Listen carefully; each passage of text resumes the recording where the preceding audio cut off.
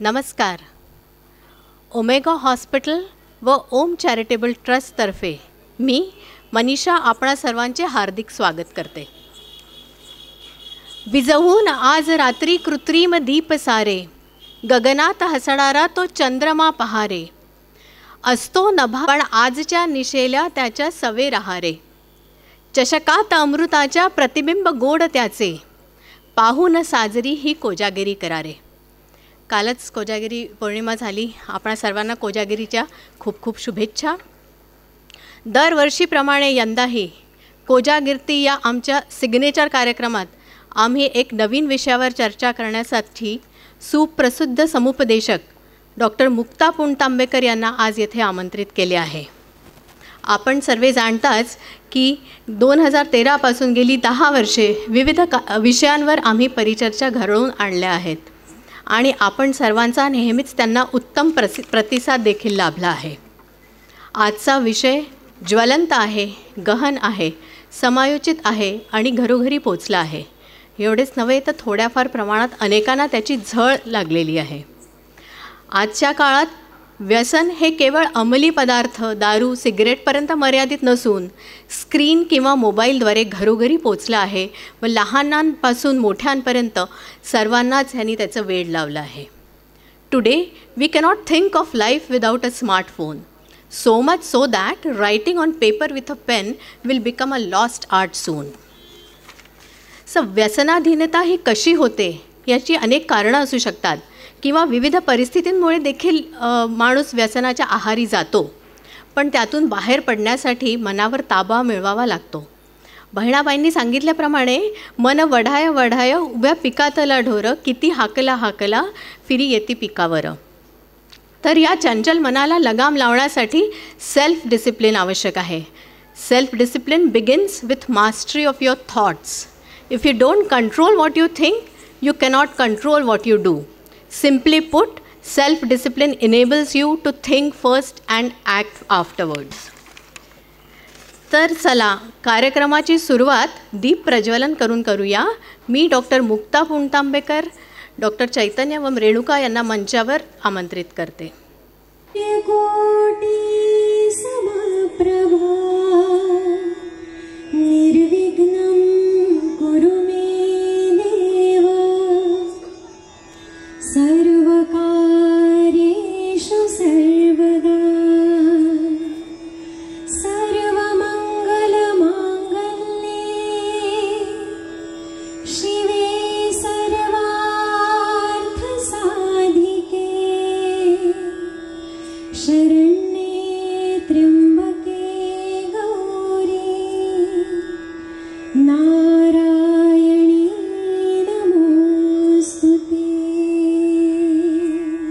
चंदनाचा गंध आला पौर्णिमेच्या रात्रीला, चंद्र आहे साक्षीला, चंद्र आहे साक्षीला.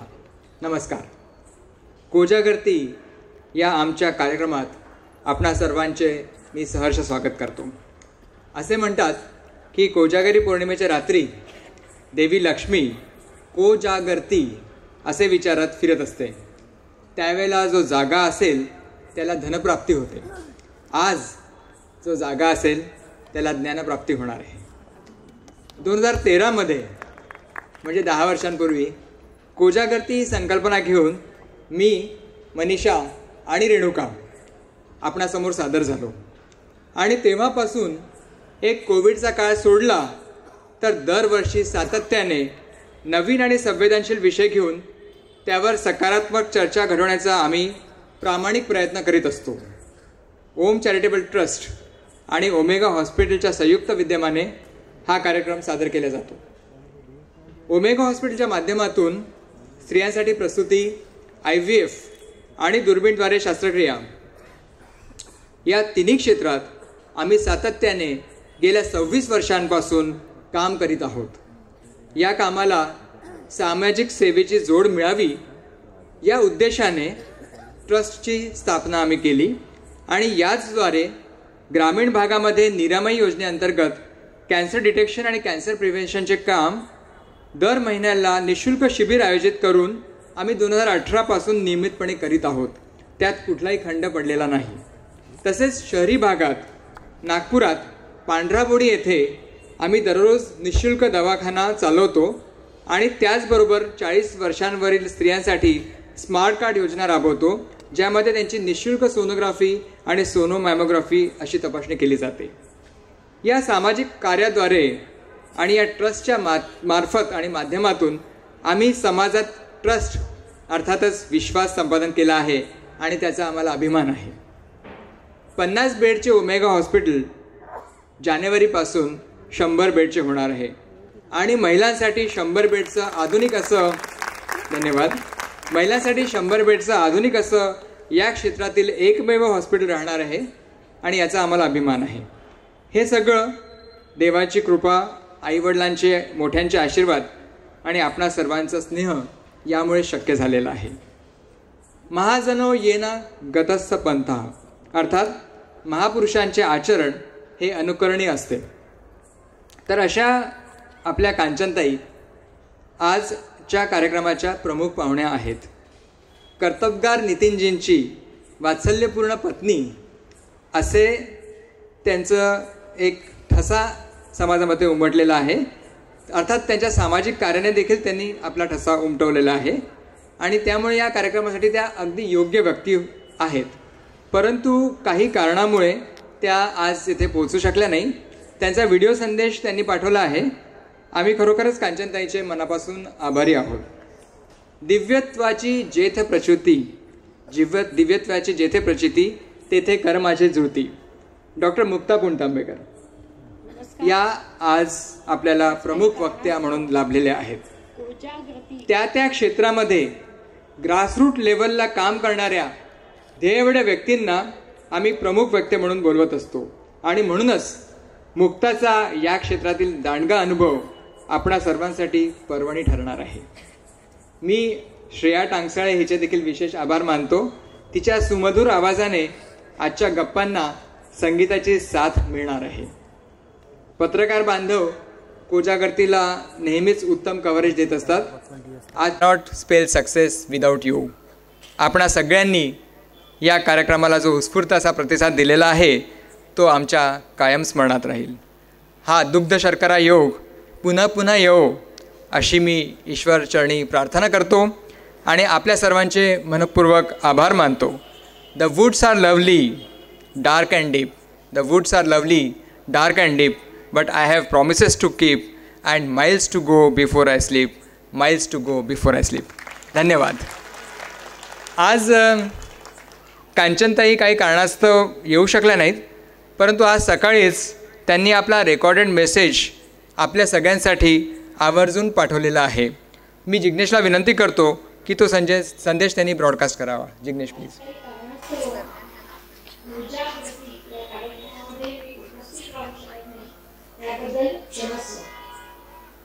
दरवर्षी डॉक्टर चैतन्य, डॉक्टर मनीषा आणि रेणुकाताई देशकर नवीन समाजातले जागरूक विषय घेऊन समाजाकडे फिरण्याचं काम करत असतात. यावर्षी तर 16वा गणेश धोक्याचा अतिशय जिव्हाळ्याचा आणि ज्वलंत प्रश्न घेऊन एक समाजवाद फिरण्याचं काम डॉक्टर दाम्पत्य आणि रेणुकाताई करतात आहे. खरोखरच आज आपली जी युवा पिढी आहे, असं म्हणतात ज्या जगातली युवा पिढी चांगली तो देश चांगला. पण आज आपली युवा पिढी नेक्स्ट जनरेशन वेगवेगळ्या विळख्यामध्ये सापडते आणि त्यापासून सुटका करण्यासाठी मला असं वाटतं की हे समाज प्रबोधन खूप उपयोगी ठरणार आहे. समाजाला देखील एक मन असतं आणि त्या मनावरती संस्कार करण्यात मन जर संस्कारित झालं तो समाज संस्कारित होईल आणि हे काम डॉक्टर चैतन्य आणि डॉक्टर मनीषा दरवर्षी करत असतात.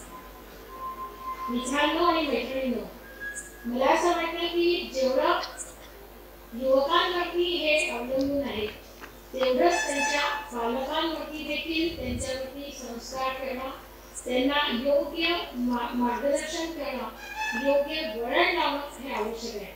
आणि त्यासाठी हवा असतो प्रत्येक घरामध्ये आई वडील, मुलगा आई, मुलगी वडील आजी आजोबा आणि नातू यांचा छानसा असा संवाद.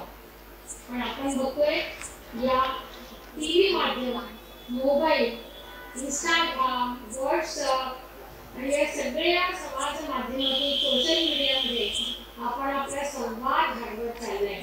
आणि या घराघरातले संवाद बंद झाले, आपले घरमुखी झाली आणि त्यामुळे या नवीन पिढीला, युवा पिढीला कोणाशी तरी आपलं मत मोकळं करण्याची संधी घरामध्ये मिळत नाही. आणि मग कुठेतरी मला असं वाटतं की हे मत, हे समाज मत आणि ही युवा पिढी कुठेतरी वेगळ्या दिशेला भरकटत जाते.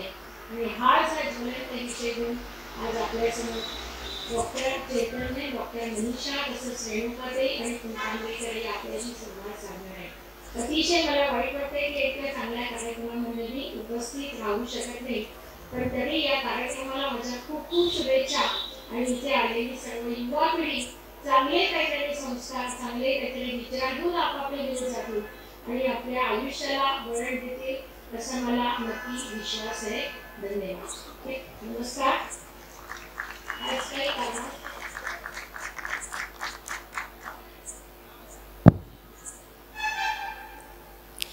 नमस्कार. सगळ्यांचं मनापासून स्वागत करते. आपल्याला एक नम्र विनंती आहे, आपण आपले मोबाईल फोन्स बंद स्थितीत ठेवावेत, कारण आजचा कार्यक्रम खास आपल्यासाठी आम्ही आयोजित केला आहे. डॉक्टर मुक्ता पुंतांबेकर आपल्याबरोबर उपस्थित आहेत आणि ओमेगा हॉस्पिटलची चैतन्यमयी मनीषा नेहमी असते की एक चांगला कार्यक्रम आपण रसिकांना द्यावा. ती मनीषा आता या कार्यक्रमाच्या निमित्तानं पूर्ण होते. त्यामुळे ओमेगा हॉस्पिटलसाठी, डॉक्टर चैतन्य, डॉक्टर मनीषासाठी आणि डॉक्टर मुक्तासाठी मी एकदा आपल्याकडे टाळ्या मागणार आहे. एकदा एका मंदिराच्या बाहेर एक मागणारा व्यक्ती बसला होता. फाटके कपडे होते, बरेच दिवसात पोटात अन्न गेलं नव्हतं असं त्याच्या चेहऱ्यावरनं दिसत होतं आणि तो मंदिराच्या बाहेर बसला होता. आपल्या रोजच्या सरावाप्रमाणे एक धनाढ्य व्यापारी त्या मंदिरामध्ये आपल्या कामावर जाताना त्या मंदिरात गेला. त्यांनी चप्पल त्या माणसाच्या जवळ काढली आणि तो मंदिरात गेला. त्याचा तो रोजचा सराव होता. तो मंदिरात आतमध्ये गेला, बाहेर आला आणि अर्थातच हा याचक त्याच्याकडे हा आपल्याला काहीतरी दान देईल म्हणून बघायला लागला. याचकाचा हात असा होता आणि तो जो मोठा माणूस होता त्याला काहीतरी द्यावं म्हणून त्याने खिशात हात घातला आणि खिशात हात घातल्याबरोबर त्याच्या लक्षात आलं की आपल्या खिशात आज काही पैसेच नाहीत, आपण घरी विसरलो आहे पाकीट. आता खिशातनं हात बाहेर काढला तर याच्या आशा पल्लवीत झाल्या आहेत आणि त्याला मी आता कसं सांगू की माझ्याजवळ काहीच नाही. त्याला वाईट वाटलं. मग त्यांनी क्षणभर विचार केला. त्यांनी खिशातला हात बाहेर काढला आणि आपल्या दोन्ही हातात त्या याचकाचे हात घेतले आणि त्याला सांगितलं, गड्या, आज मी माझं पाकीट घरीच विसरलो, मला माफ कर. तेव्हा तो याचक त्याला म्हणाला, माफ कशाला करायचं, तुम्ही हातात हात घेतला आहे माझा. ज्या आत्मीयतेने तुम्ही मला आधार दिला तो पैशापेक्षा कितीतरी मोठा आहे. माणसाने माणसाशी माणसासम वागणे, एवढी एकच इच्छा माणूस म्हणून जन्माला आल्यानंतर आपली असते. आजच्या कार्यक्रमाची सुरुवात आपण या गीताने करणार आहोत. या गीतातला प्रत्येक शब्द आपल्याला खूप आनंद देणारा, खूप काहीतरी शिकवणारा आहे. मी श्रेयाला विनंती करते तिने हे गीत सादर करावं.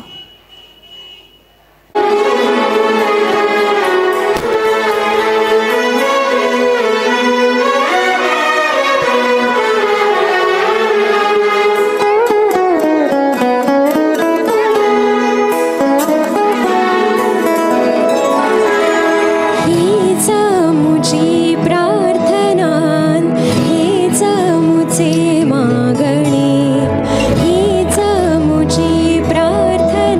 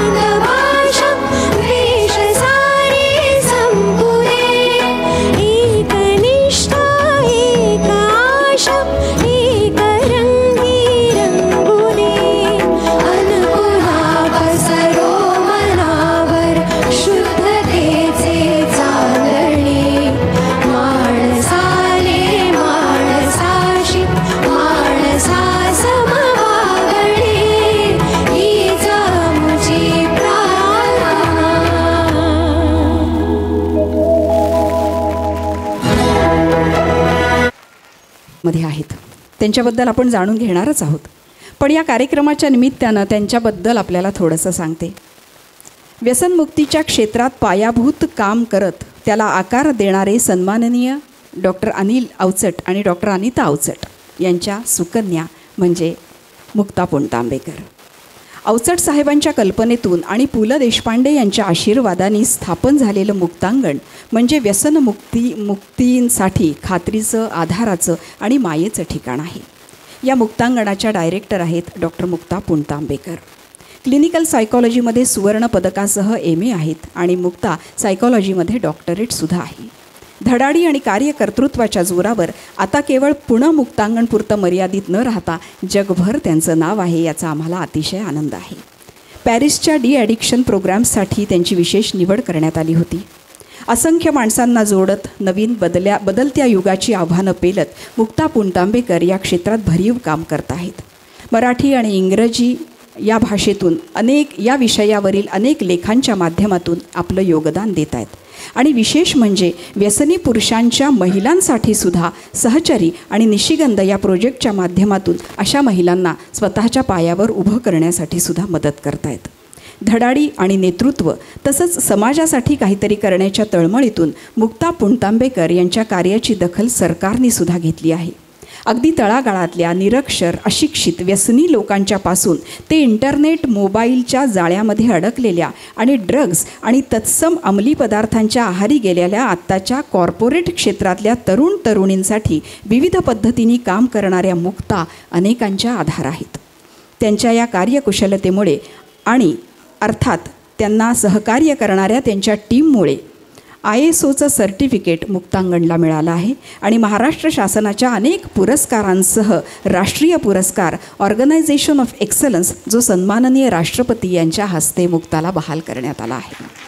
मुक्तांगणच्या संवेदनशील असं हे व्यक्तिमत्व असलेल्या मुक्ता पुणतांबेकर खास आज चैतन्य, मनीषा आणि माझ्या आग्रहास्तव इथे आल्या, त्याबद्दल त्यांचे मनापासून आभार मानते आणि चैतन्याला आणि मनीषाला विनंती करते की त्यांनी मुक्ताचं स्वागत करावं आपल्या सगळ्यांच्या वतीने.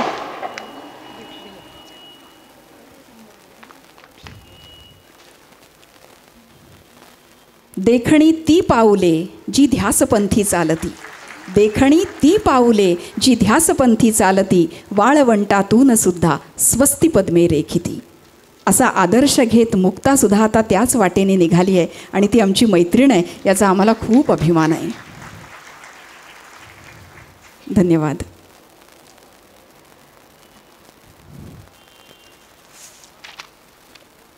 आजच्या कार्यक्रमाला आपण सुरुवात करूया. 16वं वरीस धोक्याचं असं टायटल आजच्या कार्यक्रमाला आम्ही दिलं आहे. आमच्या वयातल्या आणि आमच्यापेक्षा मोठ्या असलेल्या लोकांना हे गाणं आठवत असेल. याच्यावर एक सुंदर चित्रपटामध्ये नृत्यसुद्धा होतं.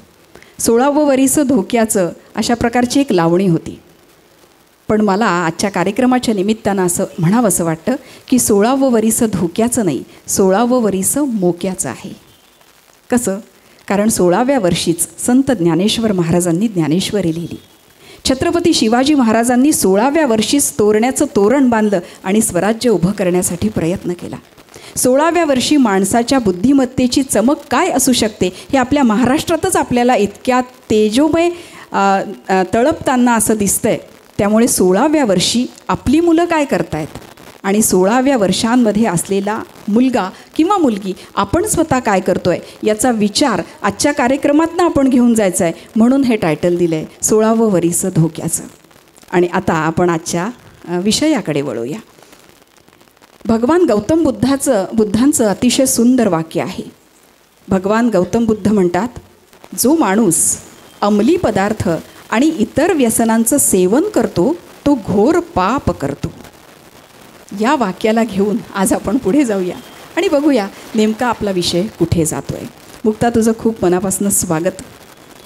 माणसाने माणसाशी माणसासम वागणे या गाण्याने आपण कार्यक्रमाला सुरुवात केली आहे. आणि माणूस पण हरवलेल्या आत्ताच्या काळात किंवा माणूस पण हरवू पाहणाऱ्या त्या व्यसनाधीनतेमध्ये अडकलेल्या माणसांना मुक्तांगण एक मायेचा आधार देतं. त्या मुक्तांगणाविषयी आम्हाला तुझ्याकडनं सुरुवातीला जाणून घ्यायचं आहे. हॅलो, सगळ्यांना नमस्कार. आज मला इथे यायला खूप आनंद होतो आहे आणि किती छान मोठ्या संख्येने तुम्ही सर्वजण इकडे उपस्थित आहात आणि मला एक असं काहीतरी उत्सवी वगैरे छान वातावरण वाटतं आहे. म्हणजे मला असं इथे भाषण वगैरे करायला बोलावलेलंच नाही आहे, तर आपण एक छान आज गप्पा मारणार आहोत, संवाद साधणार आहोत, त्यामुळे खूप छान वाटतं आहे. आणि अगदी मी आज सकाळी इथे नागपूरमध्ये आले आणि इतकं छान स्वागत माझं डॉक्टर चैतन्य, डॉक्टर मनीषा आणि सगळ्या त्यांच्या टीमनी केलं. आज मी हॉस्पिटलमध्ये सुद्धा जाऊन आले आणि किती छान हॉस्पिटल आहे. ते पण मी त्यांना असं म्हटलं की हॉस्पिटल वाटत नाही आहे, तर छान असं कुठल्या तरी एक ठिकाणी मी आली असं वाटतं आहे. तर ते वातावरणसुद्धा एक खूप पॉझिटिव्ह ऊर्जा त्या वातावरणामध्ये होती. आणि रेणुका तर काय माझी बऱ्याच वर्षांपासूनची मैत्रीण आहे, त्यामुळे मैत्रिणीला भेटायला पण नागपूरला यायचंच होतं आणि मग ह्या कार्यक्रमाचं एक छान निमित्त मिळालं. तर तुझे विचारलेस की मुक्तांगणबद्दल. खूप वेळा लोकांना असं वाटतं की मी मुक्ता आणि हे मुक्तांगण म्हणून माझ्या नावावरनं मुक्तांगण नाव आहे का, तर ते तसं नाही आहे. पु ल देशपांडे जिथे जिथे देणगी देत तिथे ते कधीच स्वतःचं नाव द्यायचे नाहीत, तर तिथे ते मुक्तांगण नाव सजेस्ट करायचे. आता इथून अगदी जवळच ते उदाहरण एक आहे. आनंदवनामध्ये सुद्धा एक मुक्तांगण आहे आणि ते पुलंनी देणगी दिलेलं पहिलं मुक्तांगण.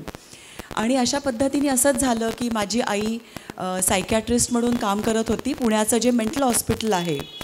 आणि तेव्हा असं व्हायचं की ज्यांना व्यसनाची समस्या आहे अशा लोकांना मेंटल हॉस्पिटलमध्ये उपचारासाठी नेलं जायचं. आणि माझ्या आईला नेहमी असं वाटायचं की ह्यांना मनोरुग्णांबरोबर उपचार नको आहेत, तर त्यांच्यासाठी काहीतरी वेगळे उपचार असायला पाहिजेत. पण तशी कुठलीच तेव्हा सोय नव्हती. आणि तेव्हा साधारण असं झालं की 1980-82 त्या साधारण कालावधीमध्ये ड्रग्सच्या व्यसनाची एक जगभरामध्ये मोठी लाट आली. आणि आत्ता आपण सगळ्यांनी कोविडच्या वेळेला पॅन्डेमिक शब्द ऐकला. तेव्हा पॅन्डेमिक शब्द मी पहिल्यांदा ऐकला की तेव्हा मी कॉलेजमध्ये होते आणि एक प्रकारे पॅन्डेमिक तेव्हा जगामध्ये आलेलं होतं, ज्याला हेरॉईन म्हणतात आणि आपल्याकडे ब्राऊन शुगर म्हणतात भारतामध्ये. तर या ब्राऊन शुगरच्या ड्रग्सच्या व्यसनाची लाट तेव्हा जगभरामध्ये आली. आणि तेव्हाही माझ्या आईबाबांना पण सगळ्यांना जसं वाटायचं की हा काही आपला प्रॉब्लेम नाही आहे, हा कुठेतरी दुसऱ्यांच्या मुलांचा हा प्रॉब्लेम असेल असं तेव्हा वाटायचं. पण तेव्हा असं झालं की आईबाबांची एक खूप जवळची मैत्रीण होती, तिच्या मुलाला, तो हॉस्टेलमध्ये शिकायचा, त्याला हे व्यसन लागलं आणि त्याचे आईबाबा आमच्या घरी त्या मुलाला घेऊन आले. आणि अर्थातच ते इतके जवळचे होते की माझ्या आईबाबांनी त्याला घरामध्येच उपचार दिले. आणि मग त्याच्याशी बोलत असताना त्यांच्या लक्षात आलं की हा प्रॉब्लेम केवढा वाढतो आहे आणि हा काही फक्त असा एका व्यक्तीचा प्रॉब्लेम नाही आहे, तर हा एक खूप मोठा सामाजिक प्रश्न आहे. आणि म्हणून माझ्या बाबांचं नाव तर तुमच्यापैकी खूप लोकांनी ऐकलं असेल, डॉक्टर अनिल अवचट. बाबा डॉक्टर होते, पण त्यांनी वैद्यकीय व्यवसाय केला नाही, तर ते लेखक होते, पत्रकार होते, कलाकार होते. आणि मग बाबा मुंबईला गेले या प्रश्नाचा अभ्यास करायला. तिकडे डॉक्टर आनंद नाडकर्णी याच्यावरती खूप काम करत होते. मग डॉक्टर नाडकर्णींना भेटले, 1 महिना तिथेच थांबून ते सगळं बघितलं त्यांचं काम. खूप रुग्णांच्या, त्यांच्या नातेवाईकांच्या मुलाखती घेतल्या आणि मग त्याच्यावरती एक खूप लेख लिहिले पेपरमध्ये.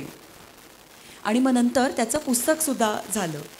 आणि मग पु ल देशपांडे आणि सुनीताबाई देशपांडे यांनी जेव्हा हे सगळं वाचलं तेव्हा ते खूप अस्वस्थ झाले आणि त्यांनी माझ्या आईबाबांना घरी बोलवून घेतलं. आणि ते असं म्हणाले की आम्ही जर का काही तुम्हाला आर्थिक मदत देऊ केली तर तुम्ही काही काम कराल का. तर माझ्या आईबाबांना तेव्हा असं वाटायलाच लागलेलं होतं की काहीतरी करायला पाहिजे. कारण जेव्हा हे लेख प्रसिद्ध झाले तेव्हा खूप रुग्ण, त्यांचे पालक आमच्या घरी यायला लागले.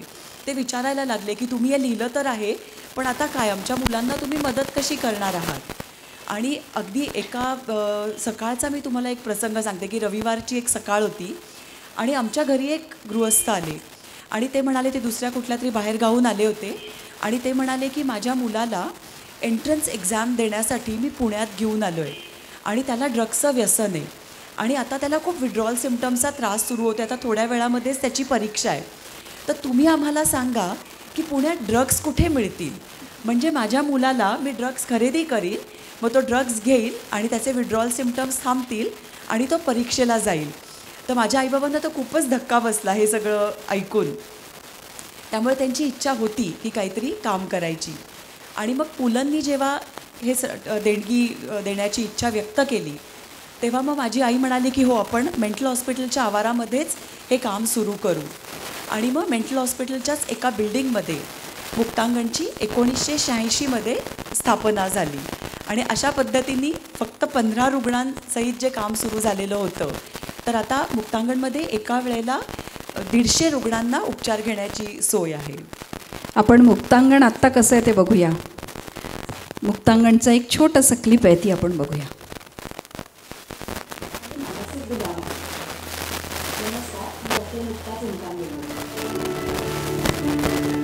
व्यसनमुक्ती केंद्राचे संचालक आहे. मुक्तांगण व्यसनमुक्ती केंद्राची स्थापना माझे आई बाबा डॉक्टर अनिल अवचे आणि डॉक्टर अनिता अवचे यांनी 29 ऑगस्ट 1986मध्ये केली. मुक्तांगणमध्ये सिगरेट, तंबाखू, दारू आणि वेगवेगळ्या प्रकारची ड्रग्ज अशा प्रकारची व्यसनं करणारे लोक हे उपचारासाठी येत असतात. खूप लोक सांगतात की आम्ही व्यसन का करतो, कारण आम्हाला खूप टेन्शन आहे. त्यामुळे इथे त्यांना नेहमीच सांगितलं जातं, टेन्शनपासून दूर पळून जाऊ नका, तर टेन्शनचा सामना करा, टेन्शनला फेस करा, तुमच्या काउन्सिलरशी मन मोकळेपणाने बोला.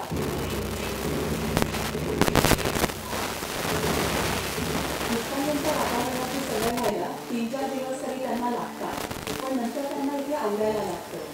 इथे आपण राहणं का महत्त्वाचं आहे हे त्यांच्या लक्षात येतं. Chess, carrom, table tennis, basketball, badminton असे वेगवेगळ्या प्रकारचे खेळ खेळले जातात आणि मग ते सगळ्या उपचारांमध्ये खूप छान भाग घेतात, खूप छान प्रतिसाद देतात.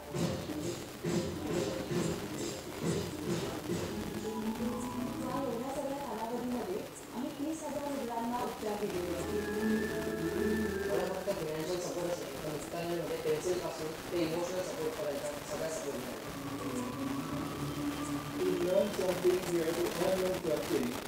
मागच्या काही दिवसामध्ये मी हे सगळं शिकतोय आणि केलेलं आहे. सर्व श्रेय मुक्तांगणमध्ये येणाऱ्या आमच्या मित्रांना आम्ही नेहमी सांगतो, त्याला आरोग्याचा विचार या व्यसनाला नसा. Think health, not death.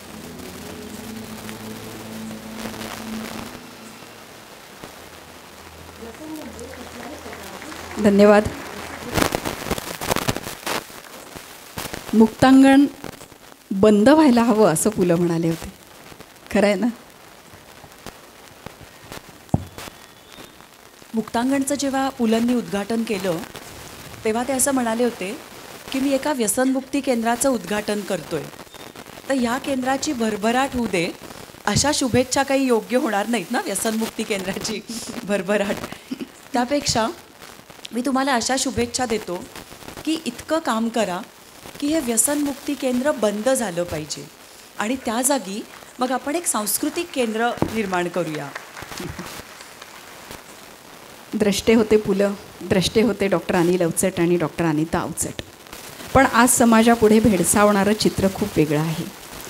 Mukta खूप दिवसांपासून काम करते, ती सांगतेच आहे आपल्याला. 29 वर्ष झाले ती या क्षेत्रामध्ये काम करते. सध्याचे प्रवाह काय आहेत मुक्ता? आत्ता नक्की काय सुरू आहे?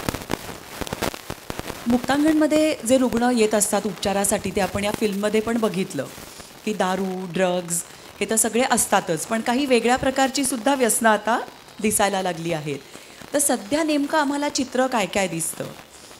पूर्वी असं व्हायचं की साधारण 30 वर्षाच्या पुढचे जे लोक असतात ते आमच्याकडे जास्त असायचे, त्यांची संख्या जास्ती असायची. आता आम्ही बघायला लागलो आहे की अगदी 12-13 वर्षापासूनची सुद्धा मुलं व्यसनाच्या आहारी जात आहेत आणि खूप वाईट वाटतं बघायला की 12, 13, 14, 15 म्हणजे आज आपण जे 16वं वरीचं बघतोय ते जे टीन एज म्हणतो ना, ॲडोलसन्स, त्या वयाची मुलं खूप असतात. तर आता व्यसनाचा जो वयोगट आहे तो आता खाली यायला लागला आहे. ही मला एक खूप शॉकिंग गोष्ट वाटते, कारण लहान वयात जर का व्यसन लागलं तर होणारं नुकसान जास्ती आहे.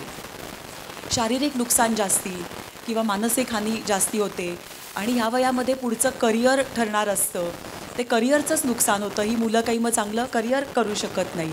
तर हे एक मला खूप धोकादायक वाटतं. दुसरं, पूर्वी आपल्याला काय वाटायचं की व्यसन कोण करतं, तर पुरुष करतात, मुलं करतात. पण आता हळूहळू हे चित्र बदलायला लागलं. आता महिलांमध्ये सुद्धा व्यसन वाढायला लागलं आहे. मला आठवतं आहे की मी जेव्हा मुक्तांगणमध्ये काम करायला लागले तेव्हा सुरुवातीला माझ्यावर जबाबदारी होती की जे स्टुडंट्स वगैरे येतात ना इंटर्नशिपला, तर त्यांना मदत करायची. तर एकदा आमच्याकडे स्वीडनहून काही विद्यार्थी आले होते.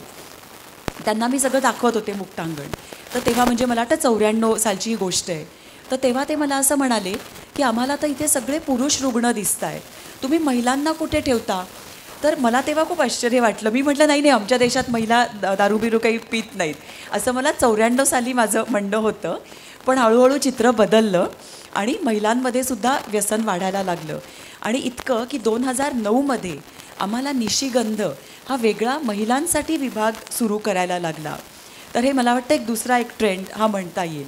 आणि तिसरा एक धोकादायक ट्रेंड की ज्याची झळ आपल्या सगळ्यांनाच पोचत असते, की व्यसन म्हटलं की आपल्याला वाटतं की अंमली पदार्थाचं, की दारू, ड्रग्स, तंबाखू, सिगरेट. पण आता वर्तनात्मक व्यसनाचं सुद्धा प्रमाण वाढायला लागलं आहे. आणि त्याचं महत्त्वाचं उदाहरण म्हणजे आपला फोन.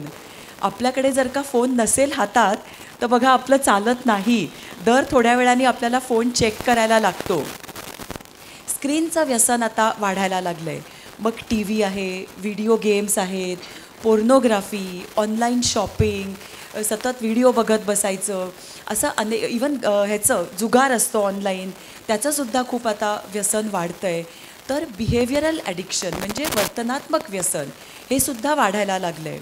आणि ह्याला IAD इंटरनेट ॲडिक्शन डिसऑर्डर असं आता नावसुद्धा देण्यात आलेलं आहे. तर मला असं वाटतं की हे जे 3 प्रवाह आहेत ते सध्या खूप धोक्याचे आहेत. की लहान मुलांमध्ये व्यसन वाढतं आहे, महिला लहान मुली त्यांच्यामध्ये वाढतं आहे, आणि हे वर्तनात्मक व्यसनाचं प्रमाण आता खूप वाढायला लागलं आहे. वर्तनात्मक व्यसनाचं प्रमाण वाढायला लागलं आहे असं हिने आत्ता सांगितलं. आणि आपण सगळे ते रोज अनुभवतो आहे. म्हणजे आपल्याला पण आहे का हे आपण आता तपासून पाहायला पाहिजे अशी वेळ आलेली आहे. माझी आणि मुक्ताची पहिली भेट जेव्हा झाली ती महाराष्ट्र शासनाच्या व्यसनमुक्ती साहित्य संमेलनात झाली. हे सुद्धा एक दुर्दैव आहे की महाराष्ट्र शासनाला व्यसनमुक्ती साहित्य संमेलन घ्यावं लागतं.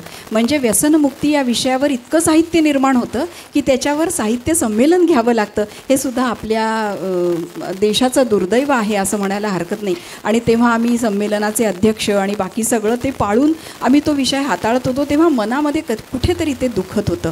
तर तू आत्ता जसं म्हणालीस की टीनेजर, आणि आता मला चैतन्यकडे सुद्धा याच्यानंतर यायचं आहे, कारण चैतन्यसुद्धा या सगळ्या विषयांशी अगदी डायरेक्टली या विषयांवर काम करतो आहे. हे जे 16वं वर्ष धोक्याचं म्हटलं आहे ते आता 12व्या वर्षीपर्यंत, 9व्या-10व्या वर्षीपर्यंत आलेलं आहे. त्याच्यावर थोडासा तू प्रकाश टाक आणि मग मी चैतन्यकडे येते. टीनेज आपल्याला सगळ्यांनाच हा शब्द माहिती आहे ना, की ज्याला आपण पौगंडावस्था म्हणतो, की 13-14 म्हणजे 13-14 पुढे जे असतात तर त्याला आपण टीन एज म्हणतो. तर हे वय हे खूप एक महत्त्वाचं वय असतं, की जो एक टप्पा असतो लहान अगदी बाळा जन्माला यायच्या आधी, मग बाळ वगैरे या सगळ्यामध्ये. कारण त्याच्यामध्ये ते जे आपलं मूल असतं, मुलगा मुलगी, त्यांच्यामध्ये अनेक प्रकारचे बदल त्या टप्प्यामध्ये होत असतात. एक तर प्रचंड शारीरिक बदल तेव्हा होतो, शरीराचा आकार बदलतो, वेगवेगळे हार्मोनल चेंजेस तेव्हा होतात, मेंदूची डेव्हलपमेंट वेगळ्या पद्धतीने व्हायला लागते. त्यामुळे जी मन आहे, त्याचे जे विचार, भावना, हे सगळं बदलायला लागतं. आणि असं म्हणतात की हे जे वय आहे त्याला असं म्हणतात की हे आयडेंटिटी क्रायसिसचं वय आहे. म्हणजे त्यांना ते जे मुलं असतात त्यांना कळतच नाही की माझी ओळख काय आहे, की मी लहान मूल आहे का मी एक मोठा माणूस आहे. कारण असं काहीतरी मधलंच असतं ना. खूप वेळा असं आम्हाला मुलं सांगतात की ते म्हणतात की आम्ही असं काही मोठ्या माणसांसारखं वगैरे बोलायला लागलो की घरचे म्हणतात अरे हे काय मोठ्या माणसासारखं बोलतो, तू तर लहानच आहेस अजून. आणि मग मस्ती करायला लागलं की म्हणतात हे काय लहान मुलासारखं वागतोयस, आता मोठा झालास ना तू. तर त्यांना कळतच नाही की वागायचं कसं, मोठ्या मुलासारखं वागू का लहान ह्याच्यासारखं वागू. कारण आपल्याकडे ना असं काही निश्चित नाही आहे की टीनेज मुलांनी कसं वागायचं. ते आता हट्ट पण करू शकत नाही. घरातल्यांचा सगळा दृष्टिकोन त्यांच्याकडे बघायचा बदललेला असतो. ह्या वयामध्ये भावनांमध्ये इतके बदल होतात की ताणतणाव त्यांच्यामधले खूप वाढतात. एक तर त्यांच्यामधले बद्दलच्या अपेक्षा खूप जास्ती असतात. हे वय असं आहे की तेव्हा त्यांना करिअर निवडायचं असतं आणि मग ते खूप गोंधळात पडतात की कसं करिअर निवडायचं. मग त्या वयात त्यांना असं काही वेगळ्याच गोष्टींचं आकर्षण वाटायला लागतं की आपण कसे दिसतोय तेच म्हणजे व्यक्तिमत्व. आणि मग एक खूप असं न्यूनगंड येतो की कारण तेव्हा बघा ना असे पिंपल्स येतात, चेहऱ्याचा आकार बदलतो, शरीराचा आकार बदलतो, मुलांना दाढी वगैरे यायला लागते, कॉन्फिडन्स मग तेव्हा त्यांचा खूप कमी होतो आणि मग ते असं काहीतरी वेगळंच वागायला लागतात, बंड करायला लागतात. म्हणजे मी एक छोटं उदाहरण इकडे सांगते. माझा मुलगा जेव्हा 8वीत होता तेव्हा त्यांनी एकदम केस वाढवायला सुरुवात केली आणि मग असे खूप मोठे वाढवले होते केस. तर मी काही बोलले नाही त्याला, मी म्हटलं बघू दे, त्याचे शाळेचे टीचर्स आणि तो बघून घेतील की काय करायचं. तर मग त्याची क्लास टीचर त्याला म्हणाली की असं शाळेत नाही चालत, तुला केस कापायला लागतील. तर त्यांनी असं उत्तर दिलं की नाही, माझा कॉन्फिडन्स अवलंबून आहे माझ्या केसांवरती. तर मग तिने प्रिन्सिपलकडे पाठवलं. तर प्रिन्सिपल बाईंना पण त्यांनी असं सांगितलं की माझा कॉन्फिडन्स अवलंबून आहे. तर त्या इतक्या समजूतदार होत्या. तर त्या म्हणाल्या की हो का, बरं नको कापूस तू केस, वाढव मग तुझा अवलंबून असेल तर. तर मला इतकं बरं वाटलं त्यांनी घरी येऊन मला जेव्हा हे सांगितलं तेव्हा. कारण सध्या आमच्याकडे जे पालक आणि मुलांचं आम्ही काउन्सिलिंग करत असतो ना, सगळ्यात ज्वलंत प्रश्न काय असतो की केस काप, कसे ते वाढलेत केस, किंवा टॅटू करू नकोस, त्याला टॅटू करायचा असतो, किंवा झोपून अभ्यास करू नकोस. आणि मी पालकांना नेहमी सांगते, अशा छोट्या छोट्या गोष्टीत जर का तुम्ही शक्ती घालवलीत तर मोठ्या गोष्टींबद्दल तुम्ही कधी बोलणार आहात त्यांच्याशी. त्यामुळे मी तर त्यांना सांगते की त्याचे केस कसे आहेत, तो कपडे कसे घालतो, तो झोपून अभ्यास करतो का बसून अभ्यास करतो, ह्या गोष्टींचा आता तुम्ही ॲक्सेप्ट करा, तो जे काही करतो ते. कारण आपण त्या वयात असतानाही कदाचित आपले आईबाबा म्हणालेच असतील तेव्हा की आमच्या वेळेला असं नव्हतं आणि त्यांनी आपण खूप वैतागायचो या वाक्यांनी. तर हे वाक्य कृपया बोलूच नका. कारण आपल्याला जर का त्यांच्याशी चांगलं नातं, कम्युनिकेशन प्रस्थापित करायचं असेल तर ते आहेत तसा त्यांचा आपल्याला स्वीकार करायला लागतो. तुझ्याकडे येते चैतन्य, हे जे वय आहे 16वं वर्षाचं अलीकडे आलं आहे 12व्या वर्षी, त्याच्याबद्दल आत्ताचे जे बदल झालेत त्याच्याबद्दल तू काय म्हणशील? मुक्तानी खूप छान आपल्याला सांगितलं की 16 वर्ष धोक्याचं कसं 12 वर्ष धोक्याचं झालेलं आहे. आणि मी एक स्त्रीरोग तज्ज्ञ आहे आणि माझा जो अनुभव आहे तो असा आहे की आजकाल आमच्याकडे OPDला घाबऱ्या आया 7, 8 किंवा 9 वर्षाच्या मुलींना घेऊन येतात. 8व्या वर्षी किंवा 9व्या वर्षी त्यांना पाळीला सुरुवात झालेली असते आणि त्यांना असं वाटतं की ही माझी मुलगी 3रीत आहे, हिला काहीच समजत नाही आणि हिला याची पाळी कशी सुरू झाली. आणि त्यांची अँझायटी त्यांच्या चेहऱ्यावर दिसत असते. आणि ऑब्व्हियस आहे, कारण काय की आपल्याला असं माहिती आहे की 13व्या वर्षी पाळीला सुरुवात होते असं आपल्याला माहिती होतं. 13चं 10 झालं, 10चं 8 झालं. तर हे असं का होतं आहे? तर 2022मध्ये रिसेंटली युरोपियन सोसायटीने एक स्टडी केला आणि त्या स्टडीमध्ये त्यांनी काय केलं की फिमेल रॅट्सला स्क्रीनच्या समोर ठेवलं आणि त्यांच्या असं लक्षात आलं की एक्सेसिव्ह स्क्रीन टाईमनी प्रिकॉशस प्युबर्टी आणि लवकर पाळीला सुरुवात होते. आणि मग त्याचं सायंटिफिक विश्लेषण जेव्हा सुरू झालं तेव्हा असं लक्षात आलं की एक आपला सर्कॅडियन रिदम असतो. आपल्याला सवय असते की म्हणजे एक नॉर्मल असं रुटीन असतं की सकाळी उठायचं, कामाला लागायचं, संध्याकाळी घरी यायचं, रात्रीचं जेवण करायचं आणि झोपायचं. आणि याच्यामध्ये मेलॅटोनिन नावाचं एक हार्मोन असतं जे सिक्रेट होत असतं, ज्याच्याने आपल्याला रात्री झोप लागते. आता झालं काय आहे की आजकाल हे सगळं सर्कॅडियन रिदम एकदम बिघडलेलं आहे आणि रात्री उशिरापर्यंत स्क्रीन सतत मोबाईल पाहिल्यामुळे हे रिदम बिघडल्यामुळे पाळीला लवकर सुरुवात होते आहे. एक ॲक्सिस असतो हायपोथॅलॅमो पिट्युटरी ओव्हेरियन ॲक्सिस. हा HPO ॲक्सिस आमच्याकडे खूप महत्त्वाचा आहे कारण त्या ॲक्सिसवरच सगळं काही खेळ अवलंबून असतो आणि हा ॲक्सिस डिस्टर्ब होतो because of excessive screen time आणि त्याच्यामुळेच पाळीला लवकर सुरुवात होते. तर प्रिकॉशस प्युबर्टीचं हे एक मेन कारण झालेलं आहे.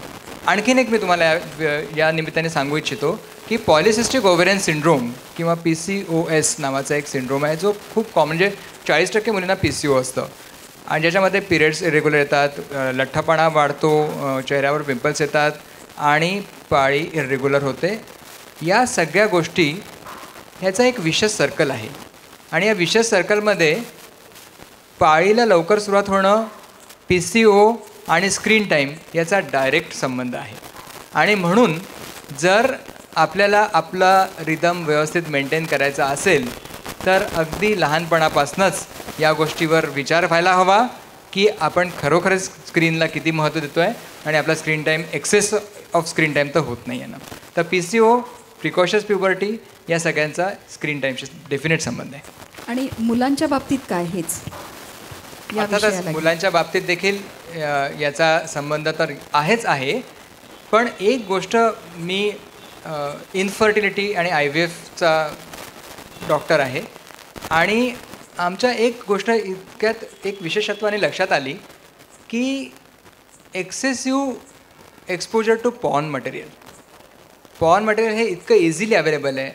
पूर्वीच्या काळी पुस्तक असायचे जे काही मुलं चोरून वाचायचे आणि त्याच्यावर ते काहीतरी इमॅजिन करायचे. आता हे इमॅजिनेशन तुम्हाला डायरेक्ट स्क्रीनवर दिसायला लागलं आहे आणि ते प्रत्येकाच्या पाकिटात आलेलं आहे, मोबाईलमध्ये आलेलं आहे. आणि because of excessive exposure to porn material या मुलांची सेक्स संबंधीची उत्सुकता पूर्णपणे संपून जाते. आणि त्याच्यामुळे काय होतं की हे लोक जेव्हा लग्नानंतर 3 वर्षानंतर आमच्याकडे येतात तेव्हा त्यांना सेक्समधला इंटरेस्टच राहिलेला नसतो. आणि त्याच्यामुळे इम्पोटन्सी, इरेक्टाईल डिस्फंक्शन हे प्रॉब्लेम्स मुलांमध्ये खूप वाढलेले आहेत आणि त्याचा देखील संबंध याच वयाशी आहे. कारण इतक्या लहान वयापासनं हे जे उपलब्ध झालेलं आहे त्याचा दुष्परिणाम आजकाल आपल्या सगळ्यांमध्ये दिसायला लागलेला आहे. ओमेगा हॉस्पिटलच्या या कोजागर्ती कार्यक्रमासाठी एकदा जोरदार टाळ्या तुम्ही वाजवल्या पाहिजे. कारण अशा प्रकारचे विषय समाजामध्ये स्टेजवरनं बोलल्या गेले पाहिजे ही आता काळाची गरज झाली आहे. कारण आपल्याला नवीन पिढी घडवायची, आपल्याला चांगली पिढी घडवायची आहे. त्याच्यामुळे नुसते मनोरंजनाचे कार्यक्रम करण्यापेक्षा रसिकांच्या डोळ्यात अंजन घालणारे कार्यक्रम ओमेगा हॉस्पिटलच्या माध्यमातून आपल्यासमोर घेतले जातात. त्यातला आजचा कार्यक्रम आहे. मला मुक्ता तुझ्याकडे यायचं आहे. तुला मुक्तांगणचा तू असतानाचा पहिला पेशंट आठवतो आहे का? मी उद्घाटनाच्या दिवशीचा पहिला पेशंट सांगते तुम्हाला. मी मगाशी म्हटलं ना की ऑगस्ट 86 29 ऑगस्ट मुक्तांगणची स्थापना झाली. तर तेव्हा पेपरमध्ये वगैरे आलं होतं की अशा व्यसनमुक्ती केंद्राचं आज उद्घाटन आहे. तर उद्घाटनाच्या कार्यक्रमामध्येच एका शाळेमधल्या एक जोशीबाई म्हणून क्लार्क होत्या. त्या शाळेतले जे शिपाई काका होते त्यांना त्या घेऊन आल्या ॲडमिशनसाठी. आणि मग कार्यक्रम संपल्यावर माझ्या आईला भेटल्या आणि म्हणाल्या की ह्याला दारूचं व्यसन आहे तर ह्याला ॲडमिट करून घ्या. तर माझी आई म्हणाली की आज आम्ही फक्त उद्घाटनच करणार आहोत, अजून आमची ॲडमिशनची वगैरे तयारी व्हायची आहे. तर त्या जोशीबाई म्हणाल्या की आज जर का मी ह्याला घरी घेऊन गेले तर हा काही परत यायचा नाही, तर काही करा आणि त्याला ठेवून घ्या इकडे. मग ते आईला पटलं आणि मग लगेच त्याला ॲडमिट करून घेतलं. तर हे महादेव घारे हे मुक्तांगणमध्ये ॲडमिट झालेले पहिले रुग्ण. आणि ते आता मुक्तांगणला पण यावर्षी 37 वर्ष पूर्ण झाली आणि महादेव घाऱ्यांच्या व्यसनमुक्तीलासुद्धा 37 वर्ष पूर्ण झाली. तर ते ना अशिक्षित आहेत, त्यांना फक्त स्वतःची सही करता येते. जसे ते मुक्तांगणमधनं बाहेर पडले तर असं काही नाही आहे ना की सगळं काही त्यांचं छानच झालं वगैरे. पगार काही एवढा नव्हता, म्हणजे आर्थिक समस्या पण खूप होत्या, बरेच प्रॉब्लेम आले. मग पुढे मुलीचं लग्न करून दिलं तर ते जावई खूप लवकर गेले, म्हणजे अनेक समस्या त्यांच्या आयुष्यात आल्या. पण तरीही मला प्रॉब्लेम आला आहे म्हणून मी व्यसन करायला पाहिजे असं त्यांनी कधीही केलं नाही. ते व्यसनमुक्त राहिले. आणि आज जेव्हा आम्ही त्यांना विचारतो ना की तुम्ही असं काय केलं की ज्याच्यामुळे तुम्ही व्यसनमुक्त राहिलात, तर माझ्या आईला सगळेजण मोठ्या मॅडम म्हणायचे. तर ते म्हणाले की काही नाही, मी मोठ्या मॅडमना शब्द दिला होता की मोठ्या मॅडमनी मला सांगितलं होतं की हे बघ महादेव, तू इथला पहिला पेशंट आहे, तू शकुनाचा पेशंट आहे, तू सुरुवात चांगली करून दिली पाहिजे, तू चांगला राहिला तर पुढचे लोक चांगले राहतील. एवढ्या केवळ एक शब्द दिला त्यांनी आणि त्याच्यावरती ते 37 वर्ष चांगले आहेत. त्यामुळे मुक्तांगणचा जो वर्धापन दिन असतो आम्ही कधीच सेलिब्रिटी वगैरे बोलवत नाही, कारण आमच्या दृष्टीने सेलिब्रिटी कोण, तर आमचे हे अशिक्षित महादेव घारे काका हेच आमचे सेलिब्रिटी आहेत. त्यांनी आमची इतकी छान सुरुवात करून दिली. आणि तेव्हाचंच मी अजून सांगते तुला, तेव्हा असं महाराष्ट्रात कुठलंच व्यसनमुक्ती केंद्र नव्हतं. आणि मग कसं करायचं ना काम, आईबाबांनी असं कुठलंच केंद्र बघितलेलं नव्हतं. तर तेव्हा माझ्या आईने काय ठरवलं की आपल्याकडे जे रुग्ण येतील आपण त्यांच्याचकडून शिकू आणि इथे उपचार कसे द्यायचे ते त्याच्यावरतीच ठरवू. आणि मग तेव्हा जसे रुग्ण ॲडमिट व्हायला लागले, आमच्याकडे आम्ही रुग्णांना मित्र म्हणतो, रुग्णमित्र. तर हे मित्र मुक्तांगणचे उपचार. आणि बघा आपल्या संस्कृतीमध्ये ना अशा भावनिक गोष्टी खूप असतात आणि त्याला आपण खूप महत्त्व देतो. तर त्याचा आम्ही ॲक्च्युली मुक्तांगणच्या ट्रीटमेंटमध्ये उपयोग करून घेतो. आपल्याकडे जेव्हा आपण प्रवासाला जातो किंवा परीक्षेला जातो तेव्हा आपल्या हातावर दही दिलं जातं आणि प्रवासाला किंवा परीक्षेला जाताना दही द्यायच्या मागे भूमिका अशी असते की काम व्यवस्थित पूर्ण करा आणि सुरक्षितपणे परत या. मुक्तांगणमधून जेव्हा आपले रुग्णमित्र डिस्चार्ज घेऊन जातात तेव्हा आम्ही त्यांच्यासाठी आंतरदीप प्रज्वलन नावाचा एक कार्यक्रम आयोजित करतो. हे हॉस्पिटल नाही आहे असं आम्ही त्यांना सांगतो की हॉस्पिटलसारखा फाईलवर लिहून इथे डिस्चार्ज होत नाही. तर घरी जसा एक निरोप समारंभ केला जाईल तसा आम्ही तुमच्यासाठी निरोप समारंभ करतो. आणि आत्ता आपण बघितलं की आपण सुरुवातीला दीप प्रज्वलन केलं. तसं डिस्चार्ज होणारी जी बॅच असते 25-30 लोकांची ते दीप प्रज्वलन करतात एकमेकांचा हात धरून. आणि मग आम्ही त्यांना असं म्हणतो की तुम्ही तुमच्या अंतर्मनातला व्यसनमुक्तीचा दीप प्रज्वलित करा. मग त्यांच्या हातावर दही दिलं जातं. आम्ही त्यांना सांगतो की आम्ही तुम्हाला असंच सांगतो आहे की तुम्ही इथून बाहेर जा, सुरक्षितपणे परत या, म्हणजे मुक्तांगणमध्ये पुन्हा या, पण पेशंट म्हणून येऊ नका. तर आम्हाला भेटायला म्हणून तुम्ही पुन्हा पुन्हा येत राहा.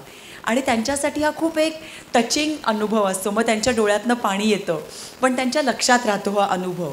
मग त्यांना आम्ही एक छोटंसं कार्ड देतो आणि आम्ही त्याच्यावरती त्यांच्यासाठी एक छोटा संदेश असतो, प्रार्थना असते. आम्ही त्यांना सांगतो की तुम्ही नेहमी हे कार्ड तुमच्या खिशात ठेवा आणि कधीही व्यसन करायची इच्छा झाली की ते कार्ड काढून प्रार्थना संदेश वाचा. नेहमी जवळ हे कार्ड ठेवा. त्याचा पण ते खूप छान उपयोग करून घेतात. मुक्तांगणमध्ये आणखीन एक महत्त्वाचा कार्यक्रम असतो की जो काल होता म्हणून मी काल येऊ शकले नाही, जो दर महिन्याच्या शेवटच्या शनिवारी असतो. त्या महिन्यात जे लोक ज्यांनी मुक्तांगणची म्हणजे व्यसनमुक्त राहून 1 वर्षापासून ते 37 वर्ष पूर्ण केली त्या महिन्यात आम्ही शेवटच्या शनिवारी त्यांना बोलावतो आणि त्यांच्या पुनर्जन्माचा वाढदिवस आम्ही साजरा करतो. तर हा पण त्यांच्यासाठी एक खूप छान अनुभव असतो. तर तुझे भावनांबद्दल जे बोलत होतीस, तर व्यसन हा जो एक आजार आहे हा शारीरिक आजार तर आहे पण मानसिक भावनिकसुद्धा आजार आहे. इथे त्यांना कळत नसतं की आपल्या भावनांची हाताळणी कशी करायची. खूप वेळा त्यांना असं वाटतं की व्यसन मी का करतो, कारण मला खूप स्ट्रेस आहे, मला खूप ताण आहे, टेन्शन आहे आणि मग मी व्यसन केलं तर माझा ताण जाईल, असं त्यांना एक गैरसमज असतो. किंवा काही लोकांना असं वाटतं की व्यसन केलं तर मला एन्जॉय करता येईल, आनंद मिळेल आणि या गैरसमजांमुळे ते व्यसन करत असतात. तर मुख्य त्यांना मुक्तांगणमध्ये सांगायला लागतं की आपलं कुठलंही टेन्शन हे व्यसन करून जात नाही. मी तुम्हाला एक अलीकडचं उदाहरण सांगते. असाच एक तरुण मुलगा आमच्याकडे ॲडमिट होता आणि त्याची आम्ही बोलतो ना हिस्ट्री घेणं म्हणतो त्याला, की कसं त्याचं व्यसन सुरू झालं. तर तो असं म्हणाला की माझ्या बहिणीच्या लग्नासाठी मला खूप कर्ज घ्यायला लागलं आणि मला त्या कर्जाचं खूप टेन्शन आहे आणि त्याच्यामुळे मग त्या टेन्शनमुळे मी व्यसन करायला लागलो आणि आता तो बरीच वर्ष करत होता. मग मी त्याला विचारलं की ठीक आहे, आता गेलं का तुझ्या कर्जाचं टेन्शन? तर तुम्हाला कल्पना आलीच असेल की काय झालं असेल की जे कर्ज फेडायला पैसे त्यांनी वापरता आले असते त्यांनी तो व्यसन करत होता. त्याच्यामुळे त्याची नोकरी गेली होती, त्यामुळे उलट त्याचं टेन्शन दुप्पट काय चौपट पाचपट झालेलं होतं. त्यामुळे आम्हाला त्यांच्याशी बोलायला लागतं. त्यांचं जे काही उदाहरण आहे ते घेऊन चर्चा करायला लागते की टेन्शन आपल्या प्रत्येकालाच असतं. असं कोणीच नाही की ज्याला काही प्रॉब्लेम नाही आहे, ज्याला काही टेन्शन नाही आहे. मग आपल्याला जर का टेन्शन आलं तर सगळ्यात सोपा उपाय काय आहे की त्याच्याबद्दल मन मोकळेपणाने बोला, कोणाला तरी सांगा. आपण जेव्हा बोलतो तेव्हा आपलं मन मोकळं होतं, थोडंसं बरं वाटतं आपल्याला आणि जेव्हा दुसऱ्यांशी बोलतो तेव्हा ते मार्ग काढायलासुद्धा आपल्याला मदत करू शकतात. त्यामुळे टेन्शन जाण्याचा हा सगळ्यात सोपा मार्ग आम्ही त्यांना सांगतो. किंवा ते जे म्हणतात की एन्जॉय करण्यासाठी मी पित असतो, तर ते सुद्धा आम्हाला त्यांच्याशी बोलायला लागतं की कुठल्याही प्रकारचं व्यसन जेव्हा माणूस करतो तेव्हा त्यांना तात्पुरतं बरं वाटतं. काय होतं, मेंदूवरची जी बंधनं असतात ना ती सैलावतात, इन्हिबिशन्स म्हणतो ती कमी होतात. त्यामुळे तुम्ही बघितलं असेल ना की दारू प्यायला की माणूस खूप मोठमोठ्याने बोलतो, नाचतो, कारण मेंदूवरची बंधनं जरा तेव्हा कमी झालेली असतात. पण हे जे बरं वाटणं असतं ना ते खूप थोड्या वेळासाठी असतं, तात्पुरतं असतं. एकदा का तो इफेक्ट गेला की खूप त्रास त्यांचा सुरू होतो आणि एकूणच व्यसन करून खूप वेगवेगळ्या प्रकारचं नुकसान होत असतं. आपल्या तब्येतीचं होतं, मनाचं, घरातल्या लोकांना त्रास होतो, पैसे खूप खर्च होतात. त्यामुळे आम्हाला त्यांना सांगायला लागतं की क्षणिक आनंदासाठी आपण खूप मोठी किंमत देत असतो, तर हे काही बरोबर नाही आहे. आणि मग आम्ही काय करतो की आनंद मिळवण्याचे चांगले मार्ग कुठले असतील हे आम्ही त्यांच्या मदतीने मुक्तांगणमध्ये आम्ही शोधायचा प्रयत्न करतो. आणि तुमच्या ते लक्षात आलं असेल ना की सगळ्यात सोपं काय आहे की आपले छंद जोपासणं. आपण जेव्हा चित्र काढतो, पुस्तकं वाचतो, संगीत ऐकतो, त्याच्यामुळे आपल्याला खूप बरं वाटतं. व्यायाम करतो, व्यायामामुळे एक नशा येते, एंडॉर्फिन्स वाहतात आणि त्याच्यामुळे आपल्याला एक प्रकारची नशा येत असते. याचं मी एक उदाहरण सांगते की व्यायामामुळे कसा आयुष्यात फरक पडू शकतो माणसाच्या. आमचा एक रुग्ण मित्र आहे, त्याचं नाव आहे राहुल जाधव.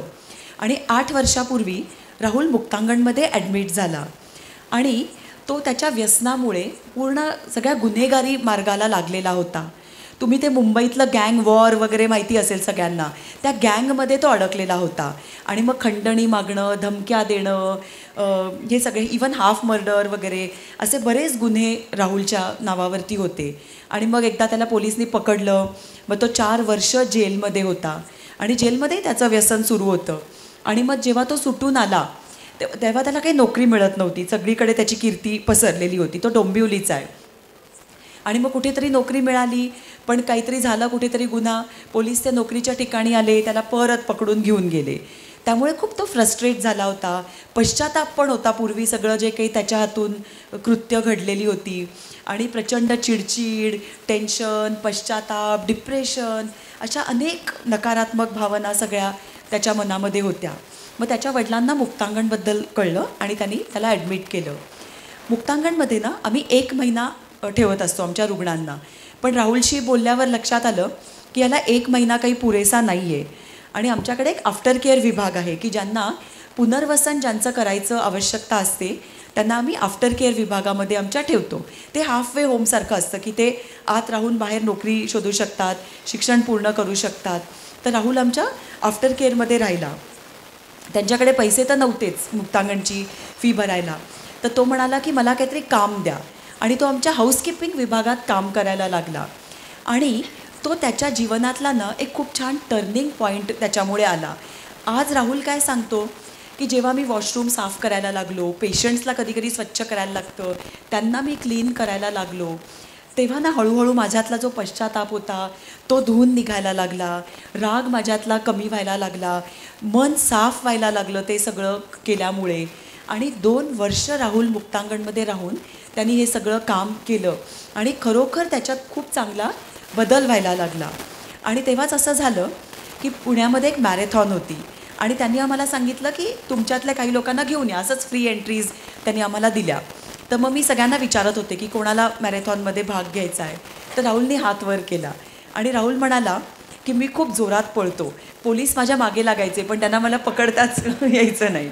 आणि मग राहुलने त्याच्यात भाग घेतला. 10 किलोमीटरच्या इव्हेंटमध्ये त्यांनी भाग घेतला आणि त्याला खूप छान वाटलं. काजोल प्रमुख पाहुणी होती त्या ह्याची आणि मग सगळं ते मेडल घ्यायला खूप आनंद झाला. तो म्हणाला की आता मला आवडेल असं पळायला. तर मग मी, माझा नवरा, आम्ही दोघंही मॅरेथॉनर आहोत, तर आम्ही मग त्याला गाईड करायला सुरुवात केली. मग हळूहळू हाफ मॅरेथॉन 21, फुल मॅरेथॉन 42 तो करायला लागला. मग त्याची इच्छा होती की मुंबई मॅरेथॉनमध्ये पळायचं ना, त्याचं गाव मुंबई. मग तो जेव्हा मुंबई मॅरेथॉनमध्ये त्यांनी भाग घेतला ना, 42 किलोमीटरची त्यांनी पूर्ण केली, त्याला जेव्हा ते मेडल मिळालं, फोटो हे सगळं घेऊन तो त्या पोलीस स्टेशनला गेला. आणि ज्या पोलीस स्टेशनमध्ये त्याचा अपमान व्हायचा, दर महिन्याला हजेरी द्यायला लागायची, तिथे त्याला स्टँडिंग ओवेशन मिळालं. आणि इतकं कौतुक केलं पोलिसांनी त्याचं. आणि ते म्हणाले की आता आम्हाला कळलं आहे की तो आता खरंच बदलला आहे. आणि ते दर महिन्याची हजेरी वगैरे मग त्याची बंद केली. आणि मग राहुल आता नुसता पळत असतो. तो एका वर्षी मुंबईहून पुण्याला पळत आला. मग कोविडच्या जस्ट आधी तो gateway of India to India gate म्हणजे मुंबई ते दिल्ली 17 दिवसात तो पळत गेला. आता त्याची ओळख अशीच झाली आहे की एक तो अल्ट्रा मॅरेथॉनर म्हणून त्याची ओळख आहे. तो आता वेगवेगळ्या जेल्समध्ये जातो, व्यसनमुक्ती केंद्रामध्ये जातो, तिथे तो लोकांना मोटिवेट करायचं काम करतो. तो आता एक खूप छान मोटिवेशनल स्पीकर झालेला आहे. त्याचे व्हिडिओ वगैरे तुम्ही नक्की बघा. त्याच्यावरती आता एक वेब सिरीज येणार आहे, पुस्तक आलेलं आहे. म्हणजे अशा अतिशय टोकाच्या नकारात्मक भावना असतात, विचार असतात, त्याच्यातून व्यसन सुरू होतं किंवा व्यसनामुळे ते येतात. पण जेव्हा माणूस व्यसन सोडतो, उपचार घेतो, तेव्हा हा सगळा बदल होऊ शकतो. अशा खूप सक्सेस स्टोरीज मुक्ताकडे आहेत. म्हणजे त्या सक्सेस स्टोरीज सांगण्यासाठी एक वेगळा कार्यक्रम आपल्याला घेता येईल. आणि मला सांगायला खूप आनंद आणि अभिमान वाटतो की येणाऱ्या 13 तारखेला आपण मुक्ताला KBCमध्ये बघणार आहोत. आणि राहुल जाधव आत्ता यांनी सांगितलं, तो सुद्धा आपल्याला KBCमध्ये बघायला मिळणार आहे हिच्याबरोबर. त्यामुळे आपल्या मुलांना नक्की सांगा की अशा स्टोरीज आपण या KBCच्या माध्यमातून बघितल्या पाहिजेत. मुक्ताला थोडासा आराम देत मला चैतन्याकडे यायचं आहे आता, की हे जे गांभीर्य आहे, व्यसनांचं गांभीर्य, म्हणजे कुठल्या कुठल्या प्रकारची व्यसनं असतात ते तर मुक्ता आपल्याला सांगेल आणखी आता डिटेलमध्ये. पण मला तुझ्याकडे यायचं आहे की जेव्हा मुली तुझ्याकडे प्रेग्नन्सीसाठी किंवा डिलेवरीसाठी किंवा काही आणखी गायनिक प्रॉब्लेम्ससाठी येतात, तेव्हा या व्यसनांचा त्यांच्यावर काय परिणाम झाला असतो. म्हणजे हल्ली अलीकडे तुम्हाला सगळ्यांना माहिती आहे की लग्न ठरवताना वेगवेगळ्या विवाह संस्थेमध्ये जो फॉर्म भरून घेतला जातो त्याच्यामध्ये व्हेज की नॉन व्हेज आणि अल्कोहोलिक आहे का आणि ड्रग्ज आहेत का असं सरळ सरळ लिहिलेलं असतं. आणि मग ते त्याच्यात लिहिलेलं असतं की मी काय ऑकेजनली ड्रिंक घेतो असं. म्हणजे अगदी सहजपणे आता विवाह ठरवताना सुद्धा घेतलं जातं. तसं याच्याकडे पेशंट्स ॲडमिट होतात तेव्हा हे सुद्धा असा फॉर्म भरून घेता ना तुम्ही लोक. तर त्याच्यात सुद्धा असं लिहिलेलं असतं आणि मग ते इतकं भीषण आहे सगळं. ते आपण आता चैतन्याकडून ऐकूया. सगळ्यात पहिले तर मला असं वाटतं की हा जो सुरुवात जी आहे ती जसं रेणुकाने सांगितलं आणि मुक्ताने सांगितलं ती लहानपणापासून व्हायला लागलेली आहे. तर आधी या प्रश्नावर येण्याआधी मी एक छोटीशी स्टोरी सांगू इच्छितो, कारण मुक्ताने एक स्टोरी आपल्याला सांगितली तर मला एक स्टोरी सांगायची इच्छा होते. आमचा एक मित्र आहे डॉक्टर कन्ना मडावी. डॉक्टर कन्ना मडावीचं नाव मी इथे याच्याकरता घेतो आहे कारण तो माझा आदर्श आहे. तो मला ज्युनियर होता कॉलेजमध्ये, माझ्याबरोबर त्यांनी गायनिक केलं. 3 वर्षांनी माझ्यापेक्षा लहान आहे. मी जेव्हा फायनल इयर गायनिकला होतो तेव्हा तो ज्युनियर हाऊसमन म्हणून माझ्याबरोबर जॉईन झाला. प्रकाश आमटेच्या हेमलकसाच्या शाळेतनं होणारा तो पहिला त्यांच्या याच्यातला तो पहिला डॉक्टर आहे. आणि त्याचा उल्लेख प्रकाश आमटेच्या चित्रपटात देखील आहे. तर एक असं काम खूप चांगला करायचा, खूप करारी होता. आणि काही पण त्याला म्हटलं की तो एकदम नाही सर मी हे केलेलं काम आहे, म्हणजे जसं मी शेंगा खाल्ल्याने मी टर्फल उचलणार नाही या बाण्याचा तो होता. आणि त्या बाण्याने तो उत्तर द्यायचा आणि काम खूप चांगला करायचा. 6 महिने झाले की हाऊस जॉब जेव्हा संपतो तेव्हा एक आमचं अशी एक प्रथा असते की आमच्या मित्रांना म्हणजे जे ज्युनियर असतात त्यांना आम्ही पार्टीला घेऊन जातो. आणि मग एक प्रथेप्रमाणे त्यांना विचारतो की काय बिअर पिणार का, किंवा ऑफर करतो की बिअर पिणार का. तर त्यांनी जे उत्तर मला दिलं त्याच्याने माझे डोळे उघडले. तो म्हणे सर मी 7वीत असताना दारू सोडली. म्हटलं 7वीत असताना दारू सोडली? लोक 8वीत असताना दारू प्यायला लागले असं आपण बोलतो. तर 7वीत असताना दारू सोडली? म्हणे हो सर, पण तुम्हाला माहिती नाही आमच्याकडे खूप भीषण परिस्थिती आहे. आमच्याकडे अशी एक प्रथा आहे की लहान मुलांना आई कामावर जाते तर झोपावा म्हणून मोहाची दारू पाजतात आणि जेणेकरून त्यांनी जास्त मस्ती करू नये. आणि जेव्हा मला हे कळलं की असं होतं तेव्हा मी तर प्रश्नच नाही हे बंद केलं. पण मी प्रयत्न हा करतो की कोणी देखील असं करू नये आणि त्याच्यामध्ये तो सक्सेसफुल पण झालेला आहे. तर असेच सुद्धा लोक आहेत ज्यांनी समाजामध्ये बदल घडवून आणलेला आहे आणि डॉक्टर कन्ना मडावी हा त्यातलाच एक आहे. आणि म्हणून मला अभिमान आहे की तो माझा मित्र आहे. तो अहेरीला काम करतो, गायनेकोलॉजिस्ट आहे आणि प्रकाश आमटेंचा अगदी राईट हँड आहे. तर आता आपण आपल्या प्रश्नाकडे वळूया की आजकाल असं आम्हाला फोन कॉल्स येतात की doctor we had a party last evening and माझ्या बायकोनी she had a glass of wine, किंवा तकिलाचा एक हे घेतला आहे तिने, शॉट घेतला आहे तर काही होणार तर नाही ना. आणि त्यांना माझ्याकडनं असं उत्तर अपेक्षित असतं की चालतं, काही होत नाही, एखाद वेळेस चालतं, असं मी सांगावं असं त्यांना वाटत असतं.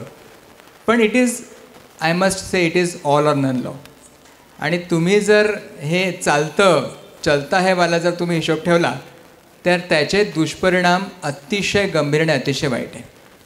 अमेरिकेमध्ये एक स्टडी झाला आहे, त्या स्टडीच्या नुसार 24% बायका प्रेग्नन्सीमध्ये सुद्धा स्मोकिंग कंटिन्यू करतात आणि दारू देखील पितात. कारण काय आहे की जसं मुक्ता त्या विषयावर काम करते आणि आपल्याला माहिती आहे की ॲडिक्शन आहे. जर एखादी मुलगी 16व्या वर्षीपासून स्मोक करत असेल, आणि आजकाल मुलींचं स्मोकिंगचं प्रमाण इतकं वाढलेलं आहे की नागपुरात देखील कोणत्या कॅफेंच्या समोर स्मोक करताना पोरी आपल्याला दिसायला लागलेल्या आहेत आणि त्यांना त्याचं काहीही वाटत नाही. ही एक कटू सत्य आहे.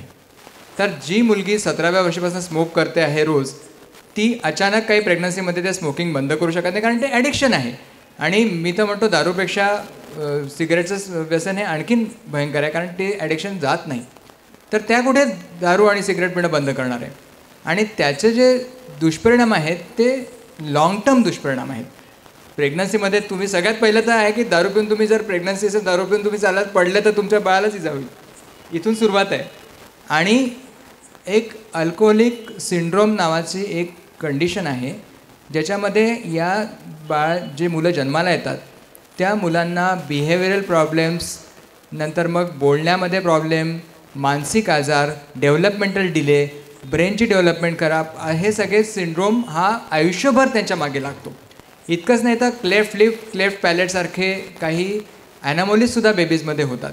तर सिगरेट स्मोकिंग आणि अल्कोहोल या दोन्हीमुळे थ्रूआउट प्रेग्नन्सी तर प्रॉब्लेम येतो, पण नंतर देखील त्याचे दुष्परिणाम दिसतात. आणि म्हणून मला असं वाटतं की हे चलता है वाला हिशोब नकोच, पण याची सुरुवात तुम्हाला आधीचपासून करावं लागेल ना.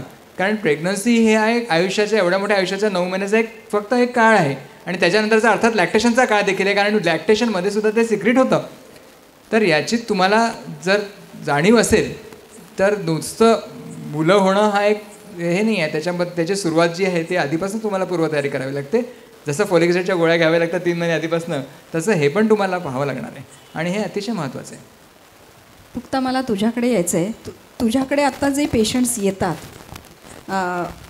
कशा प्रकारचं व्यसन असतं त्यांना, त्याचं गांभीर्य काय आहे, आणि आता WHO म्हणजे ग्राफ काय आहे याचं? मुक्तांगणमध्ये जसं आता डॉक्टर म्हणाले ना, जे सगळे रुग्ण येतात त्यातल्या 99% लोकांना तंबाखूचं व्यसन हे असतंच. आणि त्याचबरोबर मग दारू, ड्रग्ज वगैरे. आपल्याकडे तंबाखू, सिगरेट, बिडी, हुक्का इवन या म्हणजे ज्या निकोटीनयुक्त जे पदार्थ असतात, तंबाखूयुक्त पदार्थ, त्याच्या बाबतीत खूप गैरसमज आहेत. मग लोकांना असं वाटतं की एक छोटंसं व्यसन आहे ना, ते एक तर स्वस्त असतं, कुठेही मिळतं, त्यामुळे ते छोटं व्यसन आहे, त्यांनी काय होतं आहे, त्यामुळे ते सोडायला लोक तयार नसतात. त्यामुळे महत्त्वाचं आम्हाला हेच दिसतं की तंबाखूयुक्त पदार्थांचं व्यसन. त्याचबरोबर जास्तीत जास्त रुग्ण जे असतात ते दारूचं त्यांना व्यसन असतं. मग वेगवेगळ्या प्रकारची ड्रग्ज, की ब्राऊन शुगर मी मगाशी सांगितलंच. सध्या ड्रग्जमध्ये गांजाचं प्रमाण खूप वाढतं आहे. तरुण मुलं त्याला वीड असं म्हणतात. त्याच्याही बाबतीत गैरसमज असतात की ते असं आम्हाला म्हणतात की वीड काही ॲडिक्टिव्ह नाही आहे, वीड कधीमधी घेतलं तर काय होतं, किंवा अमेरिकेमधल्या काही राज्यांमध्ये वीड घ्यायला कायद्याने परमिशन आहे, ते लीगल आहे, आपल्याचकडे का त्याला बंदी आहे, किंवा युरोपमध्ये काही ठिकाणी त्याला बंदी नाही आहे. त्यामुळे त्यांना असं वाटतं की ते घ्यायला काही हरकत नाही. पण आम्हाला त्यांना सांगायला लागतं की गांजाचं खूप मोठ्या प्रमाणात व्यसन लागतं. आणि गांजामुळे सगळ्यात जास्ती जर का काय नुकसान होत असेल तर डायरेक्टली मेंदूवर परिणाम होतो. त्याला कॅनाबिस इंड्यूस सायकॉसिस असं म्हणतात. म्हणजे आपण जे सोकॉल्ड वेड लागलेली लोकं जसं म्हणतो ना, की ते काही बडबडत असतात, ज्यांना भास होत असतात, ज्यांना असं वाटतं की कोणीतरी माझ्या विरुद्ध काहीतरी कट करतं आहे म्हणून उगीचच त्यांच्या अंगावरती ते धावून जातात. तर तसा प्रकार जास्त काळ गांजा घेणाऱ्या लोकांच्या बाबतीमध्ये होत असतो. त्यामुळे गांजाचं व्यसन खूप भयानक व्यसन आहे. आणि तरुण मुलांमध्ये सध्या खूप वाढ होती आणि त्यांची संख्या पण आमच्याकडे खूप येताना दिसते आहे. दारूच्या बाबतीमध्ये सुद्धा ना, लोकांना असं वाटतं की मी सोशल ड्रिंकर आहे, मी कधीतरी पितो, मी काही दारुड्या नाही आहे, अल्कोहोलिक नाही आहे. तर ते पण आम्हाला त्यांना समजून सांगायला लागतं की जेव्हा सुरुवात होते कोणाची दारू पिण्याची तर कधीमधी होते पार्टीत 31 डिसेंबर आणि मग ते पार्टीमध्ये कधीतरी कमी प्रमाणामध्ये पित असतात. याला असं म्हणतात की सोशल ड्रिंकर. जागतिक आरोग्य संघटना WHO हे सतत ह्याच्या बाबतीमध्ये संशोधन करत असतात की कधीतरी पिणाऱ्यांमधले किती टक्के लोक पुढे जाऊन दारुडे बनतात, अल्कोहोलिक बनतात. त्यांनी 1998मध्ये पहिल्यांदा यावरती संशोधन केलं. तेव्हा त्यांना असं दिसलं की कधीतरी पिणाऱ्या लोकांमधले 3% लोक हे फक्त पुढे अल्कोहोलिक बनतात. मग दर काही वर्षांनी ते हा रिसर्च करत राहिले आणि मग मला असं वाटतं की एक 5-6 वर्षापूर्वीचा जो त्यांचा रिसर्च आहे त्यात त्यांना असं दिसून आलं की कधीतरी पिणाऱ्यांपैकी 12% लोक पुढे अल्कोहोलिक बनतात. आणि कधीतरी पिणाऱ्या लोकांच्याही संख्येत वाढ होत चालली आहे ना. पूर्वी 98 साली कमी होते, आता ते खूप वाढत आहेत. आणि त्यांनी आता असं प्रेडिक्ट केलं आहे की पॅन्डेमिक नंतर ही संख्या 25%वरती गेलेली आहे की कधीतरी पिणाऱ्यांमधले 25% लोक पुढे जाऊन दारुडे बनणार असतात. आणि सुरुवातीला कळायला काहीच मार्ग नाही आहे की हा माणूस आता सोशल ड्रिंकरच राहणार आहे का पुढे जाऊन अल्कोहोलिक बनणार आहे. त्यामुळे जागतिक आरोग्य संघटना सोशल ड्रिंकिंगच्या सुद्धा विरुद्ध आहे की त्यांचं म्हणणं आहे की कधीमधीसुद्धा पिऊ नका. कारण बघा अलीकडे आपण जे काही खातो फूड वगैरे त्याला किती महत्त्व देतो ना. समजा आता 2 भाजीवाले बसलेत हां, एका भाजीवाल्याकडे खूप स्वस्त भाजी आहे पण आपल्याला माहिती आहे की तो त्याच्यावरती खूप केमिकल्सचा फवारे मारतो, खूप भरपूर खतं घालतो. आणि दुसरा भाजीवाला आहे तो महाग आहे पण ऑर्गॅनिक आहे, तो कधी त्याच्यावरती असं काही केमिकल्स वगैरे घालत नाही.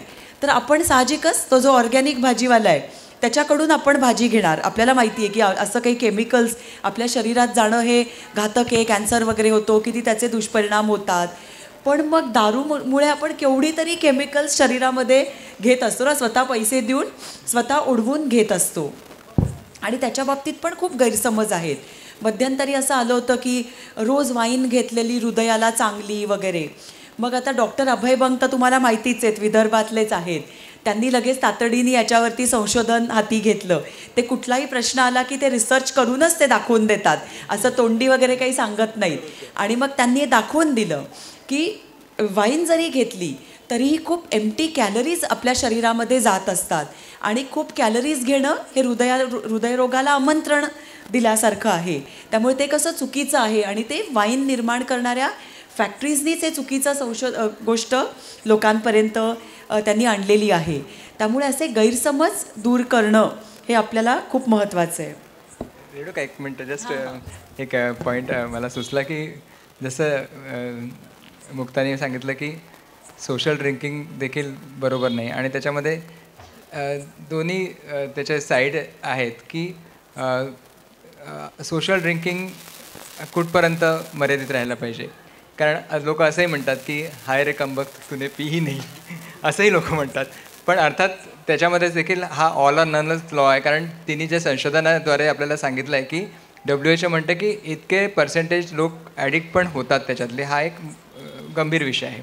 त्याच्यामध्ये मला एक जस्ट असंच गंमत म्हणून एक खूपसुरत चित्रपट होता आपल्या लहानपणी रेखाचा, त्याच्यातलं गाणं आठवलं. त्याच्यामध्ये ते गाणं आहे की तिची बहीण असते, तिचं लग्न ठरतं आणि मग ती म्हणते की ते एक गाणं आहे की अच्छे घर का लड़का है पर पान चबाता है और पान चबाता है जब थोड़ी पीकर आता है और पीता है तब जब जुए में हार के आता है. तर असं करत करत तुमचं ते जे व्यसन आहे ते वाढत जातं. पान चबाता है जब थोड़ी पीकर आता है, पीता है जब जुए में हार कर आता है. तर मला असं वाटतं ते कुठेतरी त्याच्यावर एंड व्हायलाच हवं. खूप छान. तुला आता इतकं आपण निगेटिव्ह सगळं बोलतो आहे, मला थोडंसं आता या पूर्ण विषयाला आपल्याला सकारात्मकतेकडे न्यायचं आहे की काय केलं पाहिजे, पालकांची भूमिका कशी असली पाहिजे आणि नेमका जीवनाला सुंदर आकार देण्यासाठी सुरुवातीपासून मग इथे बसलेल्या प्रत्येकाला काहीतरी सवयी आहेत, व्यसनच म्हणता येणार नाही पण त्या सवयीचे गुलाम आपण असतो. तर अशा सवयींना सुद्धा बाजूला टाळून आपण नेमकं कसं आयुष्य जगलं पाहिजे. आधी थोडं निगेटिव्ह सांगते मग पॉझिटिव्हकडे येते. आपण फक्त दारू आणि तंबाखू आणि ड्रग्सबद्दल बोललो पण आता आपल्याला हे पण बोलायला पाहिजे की वर्तनात्मक व्यसन की जे आता खूप वाढायला लागलेलं आहे. आपल्या सगळ्यांकडे फोन जो असतो त्याच्यामध्ये एक डिजिटल वेलबिंग ॲप असतं आणि आपण जर का रोज रात्रीचे चेक केलं तर आपल्याला लक्षात येतं की आपला स्क्रीन टाईम किती आहे आणि तो खूप जास्ती आहे असं आपल्या नक्कीच लक्षात येतं.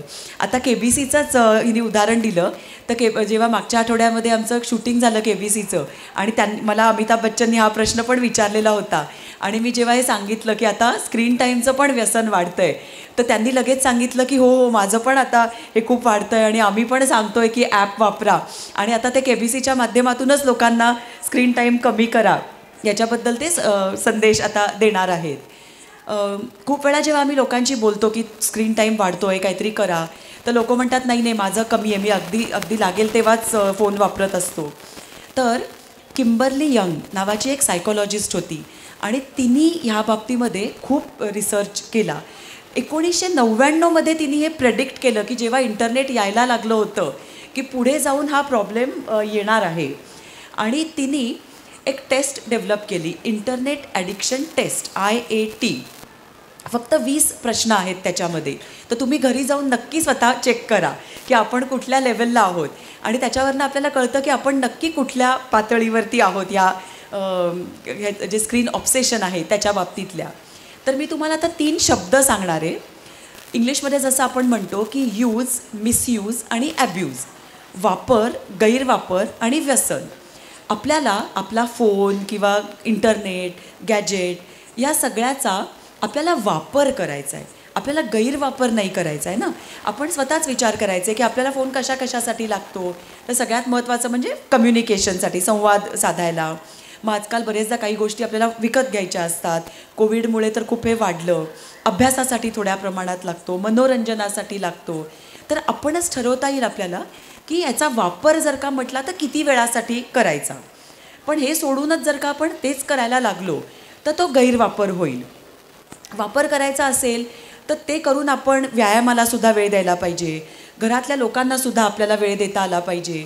कारण मुलांची जेव्हा आम्ही बोलतो ना की संध्याकाळी मोकळ्या हवेमध्ये खेळायला जा, मुलं लगेच आम्हाला काय सांगतात की तुम्ही आम्हाला सांगायच्या आधी आमच्या आईबाबांना सांगा. आई सांगते की खाली खेळायला जा आणि तीच सिरियल बघत बसते, किंवा बाबा ऑफिसमधनं आला की परत लॅपटॉप उघडून बसतो, तर तुम्ही त्यांना सांगा. मग मुलं असं बोलली की आम्हाला पालकांशी बोलायला लागतं. मग आम्ही पालकांना असं म्हणतो, आपल्याला आपल्या मुलांनी जे करायला हवं असतं ते पालक म्हणून आधी आपल्याला करायला लागतं. कारण मुलांचं आपल्या बोलण्याकडे लक्ष नसतं. आपण टीनेज मुलांबद्दल बोलतोय ना, आपण जसे डोळे बंद करू शकतो ना, टीनेज मुलांना कान पण बंद करता येतात, आपल्याला माहिती नसतं. आपण जे बोलत असतो ते त्यांच्या आत शिरतच नाही, त्यांचं लक्ष असतं आपल्या वागण्याकडे. आपण जर का फोन बघतो आणि त्यांना सांगितलं वापर कमी करा तर ते मुळीच करणार नाही आहेत. त्यामुळे आपण फोनचा वापर कमी करायचा आहे, आपण व्यायाम करायचा आहे. तर मग मुलं हेच म्हणजे सांगायला पण नाही लागत, मग मुलं त्याचं अनुकरण करू शकतात.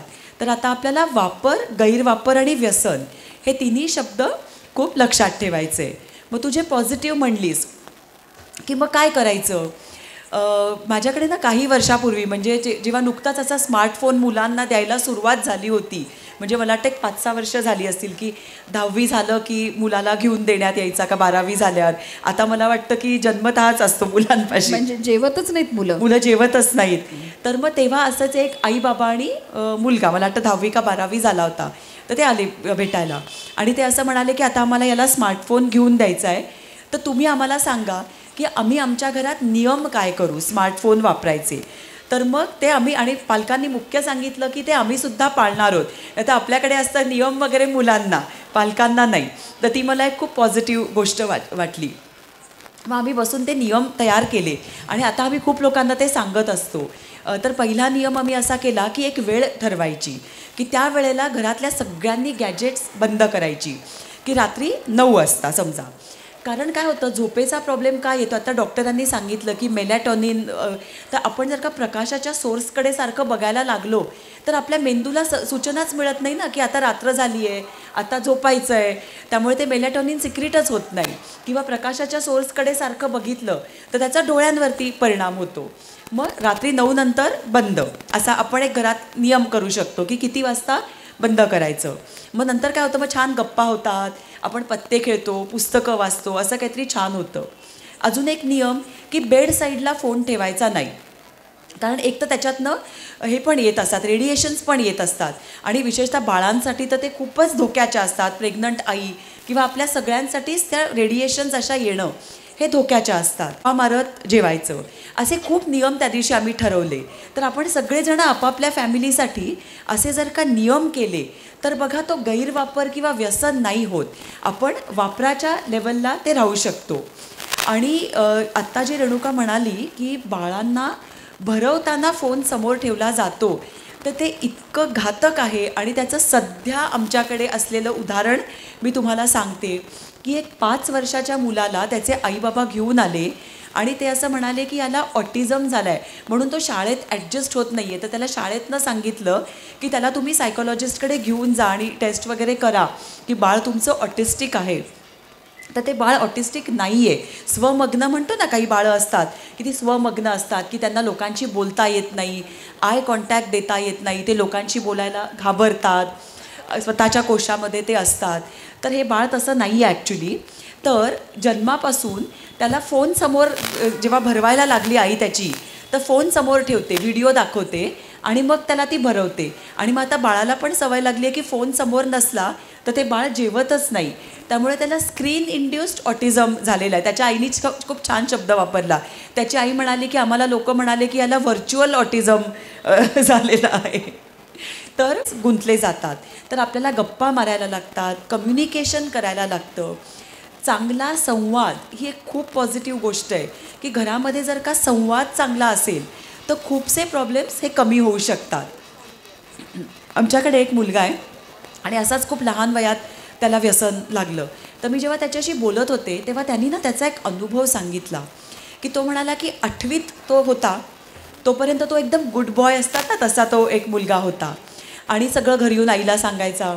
तर एकदा तो शाळेतनं येत होता आणि तेव्हा त्यांनी बघितलं की मोठ्या वर्गातली मुलं सिगरेट ओढत आहेत आणि मग त्याला खूप उत्सुकता निर्माण झाली. मग तो घरी आला आणि तो म्हणाला की आई मी सिगरेट ओढून बघू का गं, काय होतं सिगरेटनी. आई एकदम भडकली. हेच धंदे करायला शाळेत पाठवतो का वगैरे वगैरे सगळं जे लेक्चर असतं ना ते सगळं लेक्चर दिलं. ह्याच्या प्रश्नाला उत्तर मिळालं नाही. उत्सुकता काही शमली नाही क्युरिओसिटीला त्याच्या. आणि मग हा प्रश्न मुलांना विचारला दुसऱ्या दिवशी, मी सिगरेट ओढू का. मुलं म्हणाली अरे ओढ ना, तू आता मोठा झाला आहेस, मर्द झाला आहेस वगैरे वगैरे, मस्त वाटतं सिगरेट ओढून. आणि मग त्यांनी सिगरेट ओढली. सिगरेटला गेटवे ड्रग असं म्हटलं जातं की सुरुवात त्यांनी होते कुठल्याही व्यसनाची जनरली. त्या आईनी जर का त्याला नीट छान उत्तरं दिली असती की का तू सिगरेट ओढू नकोस किंवा फॅमिली डॉक्टरकडे घेऊन गेली असती, नीट माहिती दिली असती, तर कदाचित त्यांची उत्सुकता शमली असती. कम्युनिकेट नीट केलं नाही म्हणून त्यांनी त्याच्या मित्रांना विचारलं. आणि त्या वयामध्ये 16वं वरीस धोक्याचं का आहे, कारण पालकांपेक्षा मित्र महत्त्वाचे वाटतात आणि मित्र जे सांगतायत ते सगळं खरं आणि ते जे करायला सांगतात ते केलंच पाहिजे असं त्यांना त्या वयात वाटत असतं आणि ते त्या मुलांनी केलं. त्यामुळे आम्ही नेहमी सांगतो की छान कम्युनिकेशन पाहिजे घरामध्ये. आणि परत कम्युनिकेशन म्हणजे मार्क किती मिळाले किंवा आमच्या लहानपणी कसं होतं आणि केस काप हे नाही, तर जे काही त्यांचं चाललेलं आहे ते समजून घेणं. आणखीन एक चांगलं पॉझिटिव्ह उदाहरण सांगते की अशीच एक आई आणि मुलगा माझ्याकडे काउन्सिलिंगला यायचे. प्रचंड म्हणजे विस्तव जात नाही म्हणतो ना, इतकी भांडणं त्या दोघांमध्ये होती, कोणी ऐकायला तयार नाही, पडती बात. तर मी तिला म्हटलं, मग ती घरी गेली आणि तो असा गाढ झोपलेला होता आणि तिने असं बघितलं की किती छान पांघरूण घेऊन आणि किती त्या दोघांमधलं जे काम होत नव्हतं ना ते तिचं जेव्हा वागणं हे ॲटिट्यूड बदलला तेव्हा ते चांगल्या प्रकारे झालं. त्यामुळे दुसरा माणूस बदलणं हे आपल्या हातात नसतं, स्वतः बदलणं हे आपल्या हातात असतं. दुसऱ्याला बदलायचं असेल तर स्वतःला बदलून बघा, तो नक्की माणूस बदलेल. खूपच छान. याच नोटवर पुन्हा श्रेयाला मी आमंत्रित करते इथे, कारण अतिशय सुंदर गाणं आपण या नोटवर आता ऐकणार आहोत. आणि आता आपला सकारात्मकतेकडे प्रवास सुरू होणार आहे की आपल्याला व्यसन करायला नको किंवा केलेल्याचं जे गांभीर्य आहे, त्याचे होणारे दुष्परिणाम आहे, हे सगळं आपण आता ऐकतोच आहे. पण आता ते होऊच नाही आहे याच्यासाठी आपण या गाण्यानंतर प्रवासाकडे जाणार आहोत. तर श्रेयाला विनंती करते की तिने ते गाणं सादर करा. ऑन करा.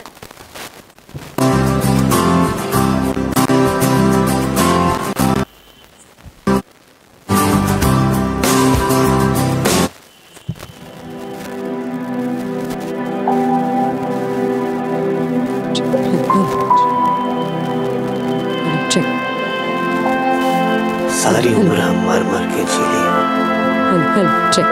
एक पल तो हवा में जीने दो, जीने दो। तर आणखीन मजा येईल. कमान.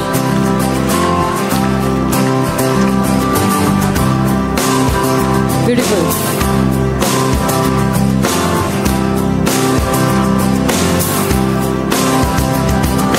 सारी उम्र हम मर मर के जी लिए, एक पल तो हवा में जीने दो, जीने दो.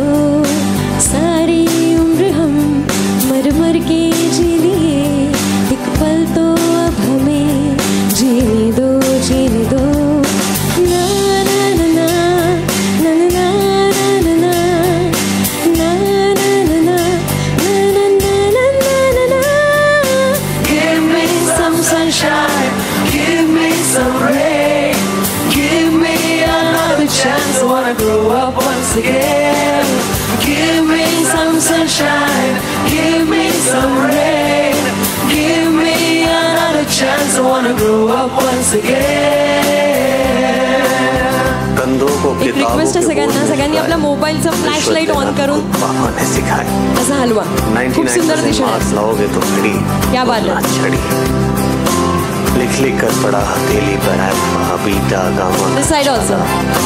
कॉन्सेंट्रेटेड H2SO4 ने पूरा पूरा बचपन जला डाला. बचपन तो गया, जवानी भी गई, एक पल तो अब हमें जीने दो, जीने दो. जवानी भी गई, एक पल तो अब हमें जीने दो, जीने दो. ना ना ना. जवानी भी गई, एक पल तो अब हमें जीने दो, जीने दो. ना ना ना ना ना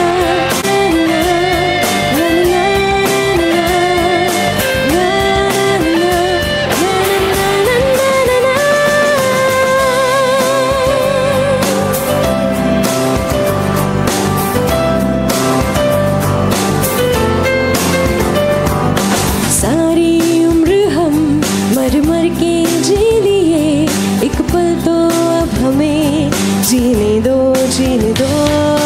ना ना ना ना ना ना ना ना ना ना ना ना ना ना ना. Give me some sunshine, give me some rain, give me another chance. I wanna grow up once again. Give me some sunshine, give me some rain, give me another chance. I wanna grow up once again. Na na na na na. Thank you. Thank you so much. Shreya खराबे टांगसाळे नागपूरमधली अतिशय उत्तम गुणी गायिका आहे आणि केवळ नागपूरपुरतीच नाही तर महाराष्ट्र आणि भारतामध्ये सुद्धा ती प्रसिद्ध आहे. आपल्या आवाजाची मोहिनी केली सगळ्यांना घातली. तिचं आभार. अतिशय सुंदर गाणं आता या कार्यक्रमाच्या निमित्तानं तिने आपल्यापुढे सादर केलं. मला चैतन्याकडे यायचं आहे की आता इन्फर्टिलिटी आणि इम्पॉर्टन्सी याच्यावर खूप काम केलं जातं आहे आणि ते खूप वाढतं पण आहे, आपण लक्षात घेतो आहे. तर आपल्या लाईफस्टाईलमध्ये आपण नेमका कसा बदल केला पाहिजे जेणेकरून आता या प्रॉब्लेम्सला आपल्याला फेस करावं लागणार नाही. अगदी खरंच अतिशय गहन विषय. आणि जेव्हा मी 1992 साली MDला जॉईन झालो तेव्हा आम्हाला शिकवण्यात आलं होतं की इन्फर्टिलिटीचं प्रमाण जे असतं 70% स्त्रियांमध्ये असतो दोष आणि 30% पुरुषांमध्ये असतो. नंतर मग हळूहळू जेव्हा मी प्रॅक्टिसला सुरुवात केली तर माझ्या लक्षात आहे की हा पुरुषांमधला दोष वाढतो आहे. आणि आज परिस्थिती अशी आहे की 60% दोष मुलांमध्ये असतो आणि 30 ते 40% मुलींमध्ये असतो. म्हणजे रिव्हर्स सिच्युएशन झालेली आहे. आणि त्याच्यामध्ये अनेक कारणं आहेत. मी भाषण देत असतो मेल इन्फर्टिलिटीवर आमच्या अकॅडमिक सेशन्समध्ये. त्याचं नाव आहे where have all the cowboys gone. हे सगळे काउबॉयज गेले कुठे, पुरुषांमधले टेस्टोस्टेरॉन गेले कुठे, आणि हे पुरुष इतके बायले का बरं झालेले आहेत, असं कधी कधी मला खरंच विचार येतो. आणि ही एक फॅक्ट आहे आणि या फॅक्टवर खरोखरच गंभीर विचार व्हायला हवा. तर त्याच्यामध्ये जेव्हा कारणांचा आपण शोध घेतो तेव्हा अर्थातच ॲडिक्शन हे अत्यंत महत्त्वाचं कारण आहे. आणि जसं मी सांगितलं, आम्ही हिस्ट्री जेव्हा घेतो तेव्हा आम्ही सुरुवातीला मुलांचीच हिस्ट्री, म्हणजे आमच्या हिस्ट्रीच्या प्रोफॉर्मामध्ये असं होतं की पुरुषांची हिस्ट्री घ्यायची, पर्सनल हिस्ट्री म्हणतात त्याला. तर त्याच्यामध्ये आम्ही विचारायचो की दारू पितो का, सिगरेट स्मोकिंग करतो का, तंबाखू खातो का. नंतर मग आम्ही त्याच्यामध्ये कॉलम ॲड केला, स्त्रियांना आम्ही विचारायला लागलो की तुम्ही दारू पिता का, सिगरेट पिता का. आता गेल्या 6 महिन्यामध्ये आम्ही एक नवीन कॉलम ॲड केला आहे, हिस्ट्री ऑफ रिक्रिएशनल ड्रग्स. नाव मोठं गोंडस आहे, पण ते सगळ्यात भयंकर आहे रिक्रिएशनल ड्रग्स, आणि त्याच्याने आजची तरुण पिढीला ॲक्च्युली प्रॉब्लेम यायला लागले. तर अर्थातच या सगळ्यांचं, जसं मी तुम्हाला सांगितलं, मुलींमध्ये PCO होतो, पॉलिस्टिक ओव्हरीज, जे इन्फर्टिलिटीचं एक प्रमुख कारण आहे, ज्याचा स्क्रीन टाईमशी डायरेक्ट संबंध आहे.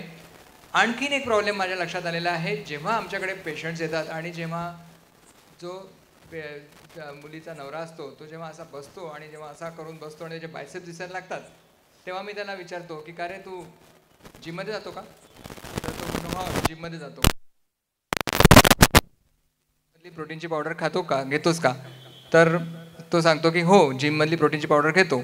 आणि माझा आता अनुभव इतका झालेला आहे 30 वर्षांचा की माझा क्लिनिकल अक्युपमेंट इतका वाढलेला आहे की मी त्यांची सिमेंट टेस्ट ॲडवाईस करतो आणि मला माहिती असतं की त्यांच्या सिमेंट टेस्टमध्ये एक तर अझूस्पर्मिया म्हणजे नील स्पर्म काउंट असेल, किंवा सिव्हिअर ऑलिगोस्पर्मिया म्हणजे जो स्पर्म काउंट 100 मिलियन असायला पाहिजे तो 1 मिलियनवर येऊन पोचतो. आणि ह्यांचं शरीर इतकं खोकलं झालेलं असतं आणि त्यांना इतकी पॅशन असते त्या जिमची आणि शरीर सौष्ठवची इतकी पॅशन असते की त्या पॅशनपायी त्यांच्या टेस्टिसचे ॲट्रॉफी होते. इमॅजिन करा, टेस्टिस ॲट्रॉफी होते, टेस्टोस्टेरॉनचे लेवल कमी होते आणि स्पर्म काउंट 0वर जातो. परंतु ते हे प्रोटीन्स आणि ॲनाबॉलिक स्टिरॉइड्स घेणं काही बंद करत नाही. तर जसं ही ॲनाबॉलिक स्टिरॉइड्स हा एक मेजर इश्यू होऊन गेलेला आहे आणि जिम करणाऱ्यांनी सावध राहायला हवं की यापासून दूर राहा. तुम्ही नॅचरल याच्यापासून जिम करून तुम्ही नैसर्गिकरित्या तुमचं शरीर सौष्ठव ठेवा, पण अशा गोष्टी करू नका ज्याच्यामध्ये तुम्हाला इमिजिएट इफेक्ट तर मिळेल पण त्याचे दुष्परिणाम अतिशय गंभीर आहेत. आणि कोविडमध्ये असं आमच्या लक्षात आलं की मॅक्झिमम जे मृत्यू झाला ते कोणीतरी असे होते ज्यांनी जे कॉम्प्रोमाइज होते, अशा लोकांचा मृत्यू जास्त झाला. कारण कोणाला डायबिटीज आहे, कोणाला काही हार्टचे प्रॉब्लेम्स आहेत, त्यांची प्रतिकारशक्ती कमी होते त्याच्यामुळे त्याचं. आणि हे जे दिसणारे पैलवान होते, सुडो पैलवान मी म्हणतो त्यांना, त्यांच्यासाठी सुद्धा खूप मृत्यू झाला या कोविडच्या काळामध्ये. कारण काय की ते स्टिरॉइड्स घेतात आणि ॲनाबॉलिक स्टिरॉइड्सने तुमची प्रतिकारशक्ती कमी होते आणि त्याच्यामुळे. तर अशा अनेक गोष्टी आहेत ज्याच्यावर आपण विशेष लक्ष द्यायला पाहिजे. आणखीन एक मुद्दा अतिशय गंभीर आहे, मी थोडक्यात सांगतो. डिमिनिश्ड ओव्हरियन रिझर्व म्हणजे स्त्रियांमधला जो हॉर्मोन्स किंवा ओव्हरीजचा साठा आहे तो झपाट्याने कमी व्हायला लागलेला आहे आणि भारतामध्ये आणि एशियामध्ये त्याचं प्रमाण अतिशय वाढलेलं आहे. एक फर्टिलिटी अँड स्टरिलिटी नावाच्या आमच्या इंटरनॅशनल मॅगझिनमध्ये एक स्टडी झाला ज्याच्यामध्ये त्यांनी भारताच्या स्त्रियांचं कम्पॅरिझन केलं स्पॅनिश महिलांशी. तेव्हा असं लक्षात आलं की भारताच्या स्त्रियांचं ओव्हरियन एज जे असतं, ओव्हरीचं वय, ते स्पॅनिश महिलांच्या 6 वर्ष पुढे आहे. म्हणजे 38 वर्षाच्या स्पॅनिश महिलेचं ओव्हरीचं वय जितकं असतं तितकं भारतातल्या 32 वर्षाच्या महिलेचं आहे. आणि हे जे ओव्हरियन रिझर्व कमी होण्याचं प्रमाण वाढलेलं आहे त्याच्यामध्ये देखील स्मोकिंग आणि ॲडिक्शन आणि वातावरणातलं पोल्युशन हे महत्त्वाचं कारण झालेलं आहे. आणि त्याच्यामुळे मी आजकाल लोकांना सांगतो, कोणती मुलगी मला दिसली, आता इथे रूपा वर्मा मॅडम आमच्या बसलेल्या आहेत, महर्षी कर्वेच्या कॉलेजच्या त्या प्रिन्सिपल आहेत, मी त्यांचे धन्यवाद देतो. आणि या मुली सगळ्या आलेल्या आहेत इथे, तर आणि त्या खरंच उत्साही पण आहेत आणि त्या अतिशय गुणी मुली आहेत. कारण त्यांच्याबरोबर मी बरेचदा काम केलेलं आहे, मी पाहिलेलं आहे किती डेडिकेशननी त्या काम करतात. त्या उद्याच्या नर्सेस आहेत, आज त्या शिकतात आहेत आणि त्यांचं पण काम आहे समाजामध्ये हे पोचवणं की ह्या गोष्टीवर विशेष लक्ष द्या की लग्न आणि मुलं 30 वर्षाच्या आत व्हायलाच पाहिजे. मी आधी 25 वर्ष म्हणायचो, आता 25 वर्ष प्रॅक्टिकली पॉसिबल नाही आहे, पण 30 वर्षाच्या आधी एक तरी मूल व्हायलाच पाहिजे. कारण इन्फर्टिलिटीचा या डिमिनिश्ड ओव्हरियन रिझर्वशी संबंध आहे आणि त्याचा संबंध direct pollution, lifestyle, screen time याच्याशी आलेला आहे. कारण हायपोथॅलॅमो पिट्युटरी ओव्हरियन ॲक्सेस पुन्हा डिस्टर्ब होतो, त्याच्यामुळे ओव्हरियन रिझर्व कमी होतो आणि म्हणूनच हे सगळे प्रकार वाढतात आहेत. त्याच्यामुळे गंभीर समस्येला तोंड देण्याकरता आपण सगळ्यांनी सज्ज राहायला पाहिजे. खूप महत्त्वाचं सांगितलं डॉक्टर चैतन्यांनी आपल्याला. मला मुक्ता तुला आता विचारायचं आहे, आपण आता सकारात्मकतेकडे जाणार असं मी तुला मगाशी म्हटलं, पण एक मुद्दा मगाच्या बोलण्यामध्ये राहून गेला. इतर व्यसनांबरोबर जुगार खेळणं हा सुद्धा एक भयंकर व्यसन आता मुलांमध्ये आणि काय ते मोबाईलमध्ये रम्मी खेळतात, ह्या सगळ्या गोष्टींवर थोडासा प्रकाश टाक आणि मग आपण. सध्या ऑनलाईन जुगाराचं पण व्यसन खूप वाढायला लागलं आहे. आमच्याकडे सध्या 2 लोकं अशी ॲडमिट आहेत. मी तुम्हाला जर का आकडे सांगितले तर तुम्हाला वाटेल की मी काही पण सांगते आहे, पण ती फॅक्ट आहे. एक मुलगा आहे जो 21 वर्षाचा आहे. त्यांनी 67 लाख रुपये घालवलेत ऑनलाईन ह्याच्यावर. आणि कशावरती? तर जे Dream11 असतं ना, IPL सामन्यांच्या आधी टी व्हीवरती सारखं जे चाललेलं असतं, लोकांकडून पैसे गोळा करून त्याच्यावरती त्यांनी घालवलेले आहेत. आणि एक बिझनेसमन आहे, त्यांनी 4 कोटी रुपये घालवलेले आहेत ते रमी का काय ऑनलाईन त्याच्यावरती. तर हे खूप वाढतं आहे. आणि जे जुगारी लोक असतात ना, त्यांना खूप रिस्क टेकिंगची सवय असते की रिस्क घ्यायची. आणि मग सुरुवातीला थोडेसे मिळतात पैसे आणि मग हरायला लागले. आम्ही त्यांना विचारतो की तुम्ही एवढे हरायला लागलात, मग थांबवलं का नाही खेळणं? तर त्यांच्या डोक्यात कायम एक आशा असते की नाही, मी जिंकणार आहे, मी जिंकणार आहे. हे सगळं जे आत्ता नुकसान होतं आहे ते भरून निघणार आहे. पण ते असं काही भरून वगैरे निघत नसतं. आणि मग खूपच म्हणजे वाताहतच होते घराची जेव्हा एवढे पैसे घालवले जातात. त्यांनी संत कबीरांनी एका ठिकाणी लिहिले, आत्ता तू म्हणालीस तसं. संत कबीर लिहितात, दारू गांजा मत पियो यार, दारू गांजा मत पियो यार, अकल गुंग हो जाती है, पल्लू का दाम खर्च कर मुंह में मिट्टी गिर जाती है. संतांनी आपल्याला खूप ठिकाणी असे उदाहरणं दिली आहेत आणि सांगितलं आहे की या सगळ्यांपासून दूर राहायला पाहिजे. तर आता मला तुला विचारायचं आहे की जसं यांनी लाईफस्टाईल सांगितली तसं तू पण आम्हाला सांग की आम्ही कशी लाईफस्टाईल ठेवली पाहिजे आणि व्यसनांपासून दूर राहण्यासाठी काय प्रयत्न केले. काही गोष्टी तर आपण बघितल्याच की आपल्याला मानसिक आणि शारीरिक स्वास्थ्यासाठी आपल्याला जे शक्य आहे ते सगळं आपण करायला पाहिजे. की साध्या गोष्टी आहेत की व्यायाम करणं, योग्य आहार घेणं, ध्यान, प्राणायाम, या सगळ्या गोष्टी, छंद जोपासणं. आपल्याला असे खूप चांगले मित्रमैत्रिणी पाहिजेत की ज्यांच्याशी आपण मनमोकळेपणाने बोलत असतो. आणि कधी काही मोठा प्रॉब्लेम आला तर काहीच हरकत नाही आहे की काउन्सिलरची मदत घ्यायला. काही वेळा असं होतं की आपण म्हटलं की काउन्सिलरची मदत घ्या तर लोक म्हणतात मी काय वेडा आहे का मदत घ्यायला. तर असं नाही आहे, वेडी लोकच मदत घेतात असं नाही, उलट आपण शहाण्यांनीच मदत घ्यायला पाहिजे. तुम्ही ऐकलं असेल की दीपिका पदुकोण ॲक्ट्रेस सगळ्यांनाच माहिती आहे, मुली बसलेल्याच आहेत एवढ्या सगळ्या. तर ती तर आजकाल जाहीरपणे सांगते की तिने पण डिप्रेशनचा तिला कसा सामना करायला लागला. त्यामुळे जशी आपल्याला शारीरिक आजारांमध्ये सर्दी खोकला होतो तसं मानसिक आजारांमध्ये आपल्यापैकी प्रत्येकाला कधी ना कधीतरी डिप्रेस्ड वाटतंच प्रत्येकालाच, किंवा ताण येतोच. तर त्याच्यासाठी आपल्याला मदत घेणं खूप महत्त्वाचं आहे. आणि एक पॉझिटिव्ह, आता सगळं चाललेलंच आहे तर तुम्हाला मी एक पॉझिटिव्ह विचारांचा मंत्र सांगते की त्या मंत्राचा जर का आपण वापर केला तर आपल्याला आपले विचार बदलता येतात. आणि मग विचार बदलले की आपल्या भावनासुद्धा ज्या नकारात्मक आहेत त्याच्यातून आपल्याला थोड्याफार प्रमाणात तरी नक्की बाहेर पडता येतं. हा जो मंत्र आहे तो माझ्या आईबाबांचा मंत्र आहे. मगाशी सांगितलं की डॉक्टर अनिल अवचट आणि डॉक्टर अनिता अवचट. तर माझे आईबाबांना खूप सकारात्मक विचार नेहमी करायचे. ते इतक्या टोकाला करायचे की माझ्या आईला जेव्हा कॅन्सर झाला तेव्हासुद्धा आई असं म्हणाली की बरं झालं कॅन्सरच झाला, जर का मी हार्ट अटॅकनी किंवा ॲक्सिडेंटमध्ये अचानक गेले असते तर माझं राहिलेलं काम मला पूर्ण करता आलं नसतं. आता मला माहिती आहे की वेळ कमी आहे आणि खूप काम करायचं आहे. इतक्या टोकाच्या लेवलपर्यंत आईबाबा पॉझिटिव्ह विचार करायचे. तर खूप वर्षापूर्वीची गोष्ट आहे. एकदा आम्ही घरातल्या सगळ्या लोकांनी असं ठरवलं की आज पिकनिकला जायचं आहे. सिंहगड ऐकून माहिती असेल, पुण्यातलं आमचं आवडीचं ठिकाण. तर आमचं सिंहगडला जायचा प्लॅन होता. आणि खूप छान पावसाळी दिवस होते. तिथे पावसाळ्यात खूप छान हवा असते.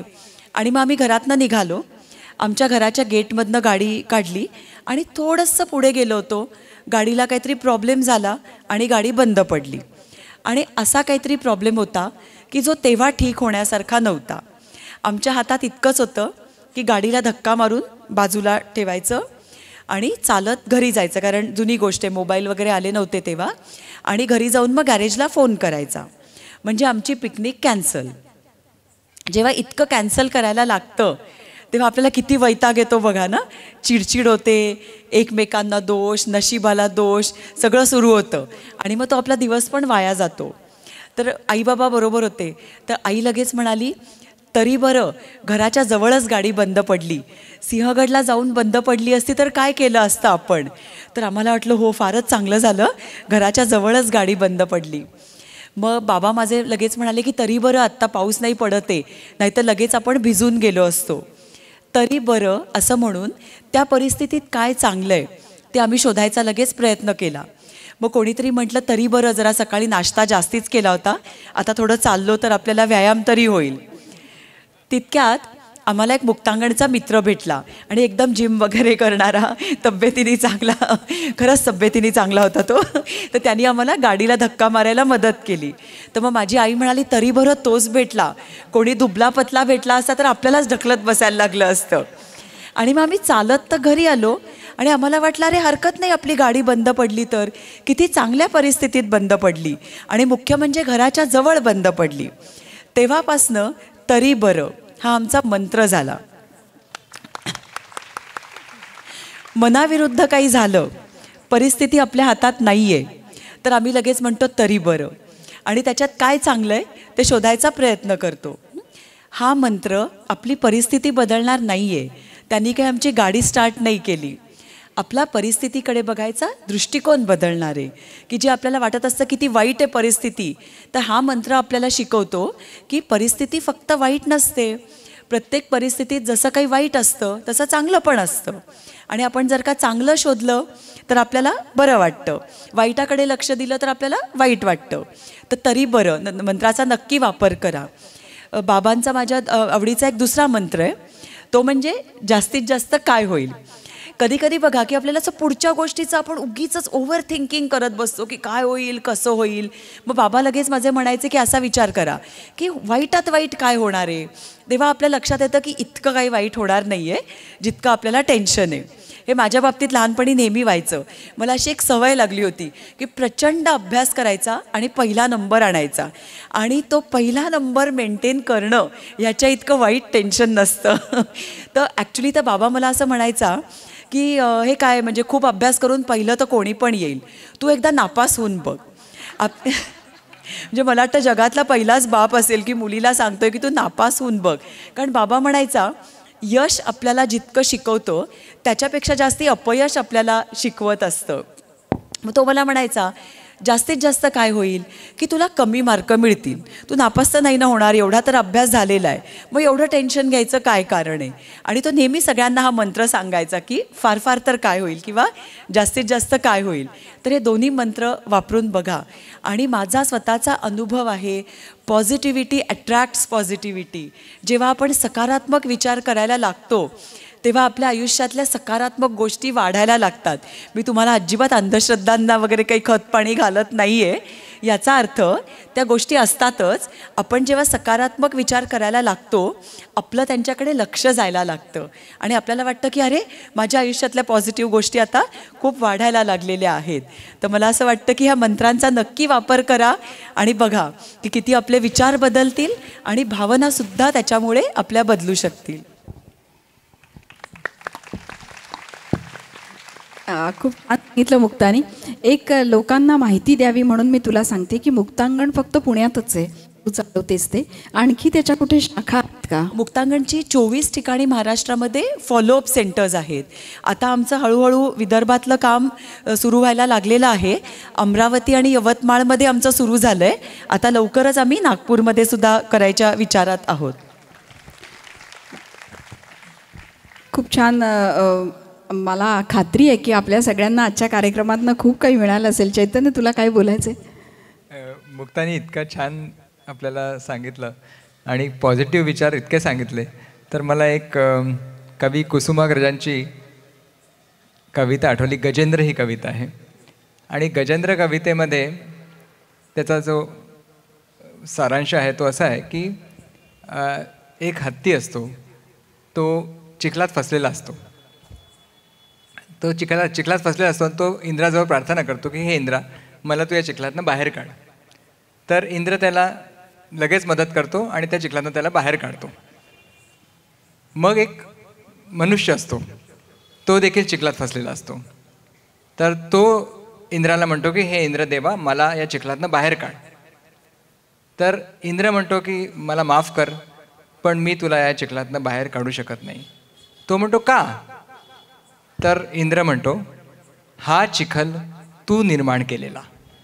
हत्ती जो चिखलात फसला तो चिखल त्याने स्वतः निर्माण केलेला नव्हता, पण तू ज्या चिखलात फसलेला आहे हा चिखल तू निर्माण केलेला आहेस आणि तुलाच यातनं बाहेर निघावं लागणार आहे. आणि मला असं वाटतं की जेव्हा तुम्हाला या चिखलातनं बाहेर निघायचं असतं तेव्हा मुक्तासारखे लोक आपल्याला मदत करतात, आपल्या मदतीला धावून येतात आणि त्याच्यामुळे कदाचित आपण या चिखलातनं बाहेर निघू शकतो. मुक्ता, तू खूप पॉझिटिव्हिटी आजच्या कार्यक्रमात आणली. खरंच खूप छान वाटलं. Thank you so much. धन्यवाद.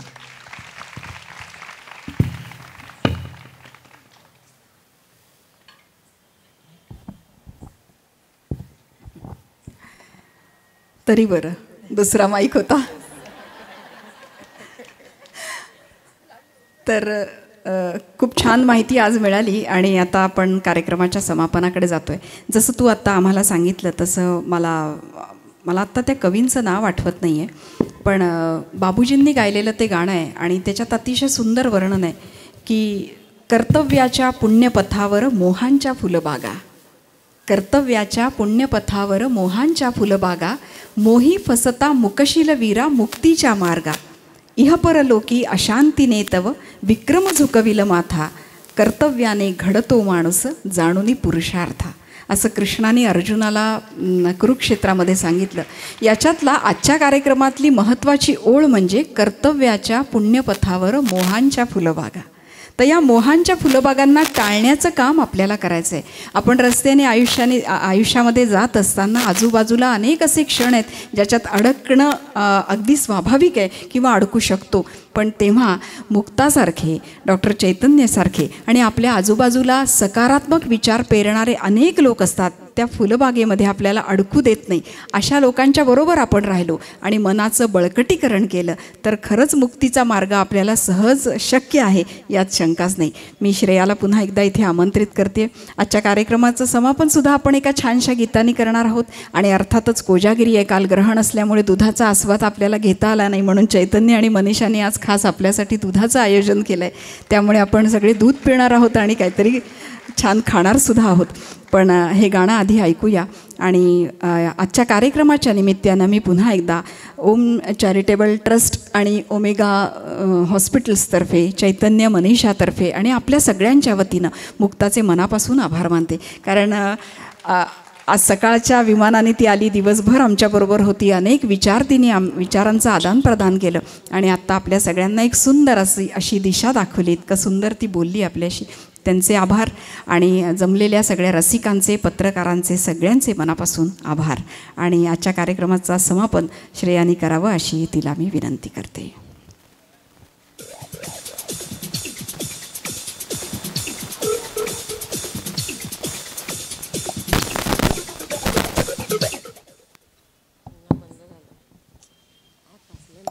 या गाण्यासाठी कम ऑन एवरीवन. कहता रहे कितना भी हमको दीवाना, कोई कहे कहता रहे कितना भी हमको दीवाना, ओ हम लोगों की ठोकर में है ये जमाना. जब सांस है आवाज है फिर किस लिए हिचकिचाना, जब सांस है आवाज है फिर किस लिए हिचकिचाना. हो गाएंगे हम अपने दिलों का तराना.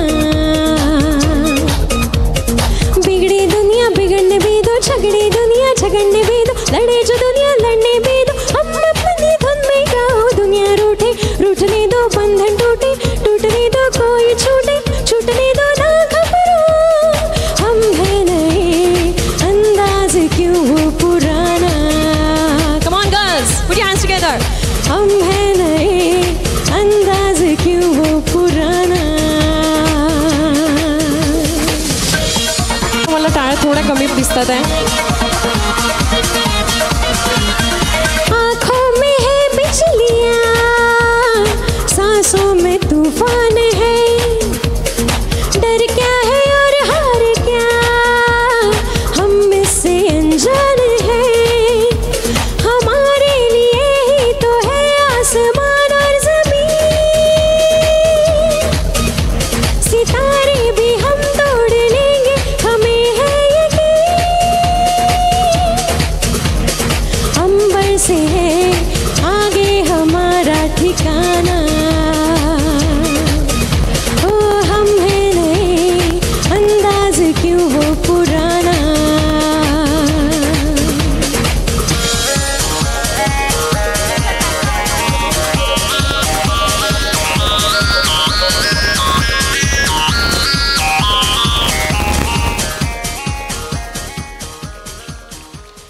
थँक्यू.